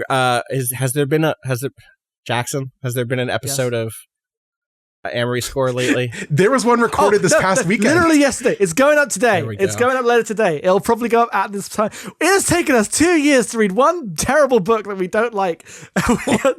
God, this is your Coheed and Cambria lore podcast that we decided to do on a lark like 4 years ago. Kind of breezed through the first 2 books and then did too much other stuff, so it's like scheduled like a Newgrounds Flash cartoon. What? Oh yeah. Okay. There's comic books and novels about the lore behind Coheed and Cambria. It's bad. I was introduced to the band through this podcast. Great way to do it. You'll have a bad time. Yeah, we mostly just talk about sports on the new one. Okay. Anyway, you can find me yes, thank you. on Twitter at EM_being. If you'd like to support our Patreon, it'd be greatly appreciated. And that's how you get Gundam. It's at patreon.com/abnormalmapping. For $1 a month, you get the Great Gundam Project every Wednesday. We're watching Turn A right now with Austin. So good. We're just finishing up Big O, and then we're going to be watching Planetes, which I'm really excited to get to. I've not seen it. I'm very excited for it. Yeah, we have $5 and $10 tiers, or we have other podcasts that you get, and I think they're very good as well. But you can go and sample free ones. They're definitely in there, and please check it out if you can. And that's it. That's what we do. We do so many podcasts. You know what the world needs? Healthcare for podcasters. Also, you do Blockbusters now, which is a lower key. Yeah, that's $5. It's every month, and we mostly watch big Hollywood movies and then talk about what they are saying ideologically. If you just want leftists talking about, we watched True Lies and then Tron Legacy recently, and you want to talk about like the things those movies are trying to say and bite off and fail at, that's what we get into. Nice. And then also VoIP Life, which is just, if you like Em and Jackson, you could listen to them just goof off. Chatter. That's $10. Yeah. Mm-hmm. Yeah, that's good. Anyway, go support Em and Jackson. They've been doing it for a minute. Like, genuinely, Abnormal Mapping is coming up on its 10-year, right? What's this year? Eight this year? Okay. So we're starting in 2013. Only and is a great podcast. And like, if none of that other shit we talked about, Batman and Gundam and movies, you're not like, no, I'm only here for games. I'm feeling very embarrassed right now. Abnormal Mapping. It's interesting because like the game club part we started because I was really into right after like the 1UP apocalypse back in the day, Rebel FM spun off and started doing game clubs, and I was like, these are really cool. They are. And then they stopped doing them. And I was like, the worst part of every video game podcast is everyone comes in with a different game and they can't talk about the stuff at the end, in the middle and end of every video game, because everyone plays 3 hours of something. Yep. And I was like, we can just solve that by playing one game a month. And it turns out that's a terrible thing to do because it's very difficult. 8 years later. As you know. Yeah. It's difficult. It's hard to sell. It's too much work, and it this is what it means to not have a Is this maybe a good moment to Cado to announce our next 101? Let's do it. Yeah. Had a little game I've never played because I was too afraid to play it as a kid.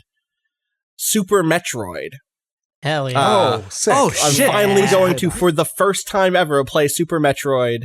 We're going to start streaming it sometime. I don't remember what our calendar looks like, Cado. Is that this week or next week? I think it might be next week, but yeah. Okay. Soon. So Excited look forward for to that. Yeah. Yeah, people can start playing that. That probably won't take most people a month to play through. It will probably take me a month to play through, and we'll hit that. All right. I wanted to play that before this new one comes out. Obviously, I'm not going to play through all of them before that, because if I'm being honest with myself, I probably won't play through all of the new one on Switch. If you want to get one more in after Super Metroid, play Metroid Fusion, please. It's the one right before Dread. Dread is a sequel to the stuff that happens in Fusion, and Fusion's a great video game. I fucking love Fusion. If you like, anyone's listening, only going to play one Metroid game before Dread, that's the one. Like, it's the only one where there's loads of story. Sure. And stuff that's still I'm there. less interested in, that's the thing, is like, I know I'm going to try to play Dread. I don't know that I'll get through Dread, but not having played Super Metroid feels like a mark of shame for me, because, not because it's well regarded, but because it's foundational in so many ways, and also because I like that style of game a lot. And so to have never played it feels like a mistake to me. So let's do it. Yeah. That'll be fun. I'm very excited. I'll listen to that. That sounds great. Yeah, I hope it's good. All right. So on that note, you can follow me on Twitter at Austin_Walker. Where can people find you, Cado? At @A_Cado_appears. You can follow everything we do, twitter.com/waypoint, waypoint.vice.com, waypointplus.com to support the what we all do here. And thank you, as always, to Bowen for letting us use the track Miss You off the EP Pale Machine. Find out more about that at waypoint.zone/BOEN. I think that's everything. Gaming at vice.com to send in your answers for what Pokemon moves Rob, Patrick, Gita, etc. I'll do. And also, if you feel like we fucked up, if Cado and I were like missed a move that you think is very us, please let us know. Because I'm curious. I don't know Pokemon moves that well. There's too many moves, 800 something moves. So yeah. All right. Until later this week, fuck capitalism. Go home. Peace.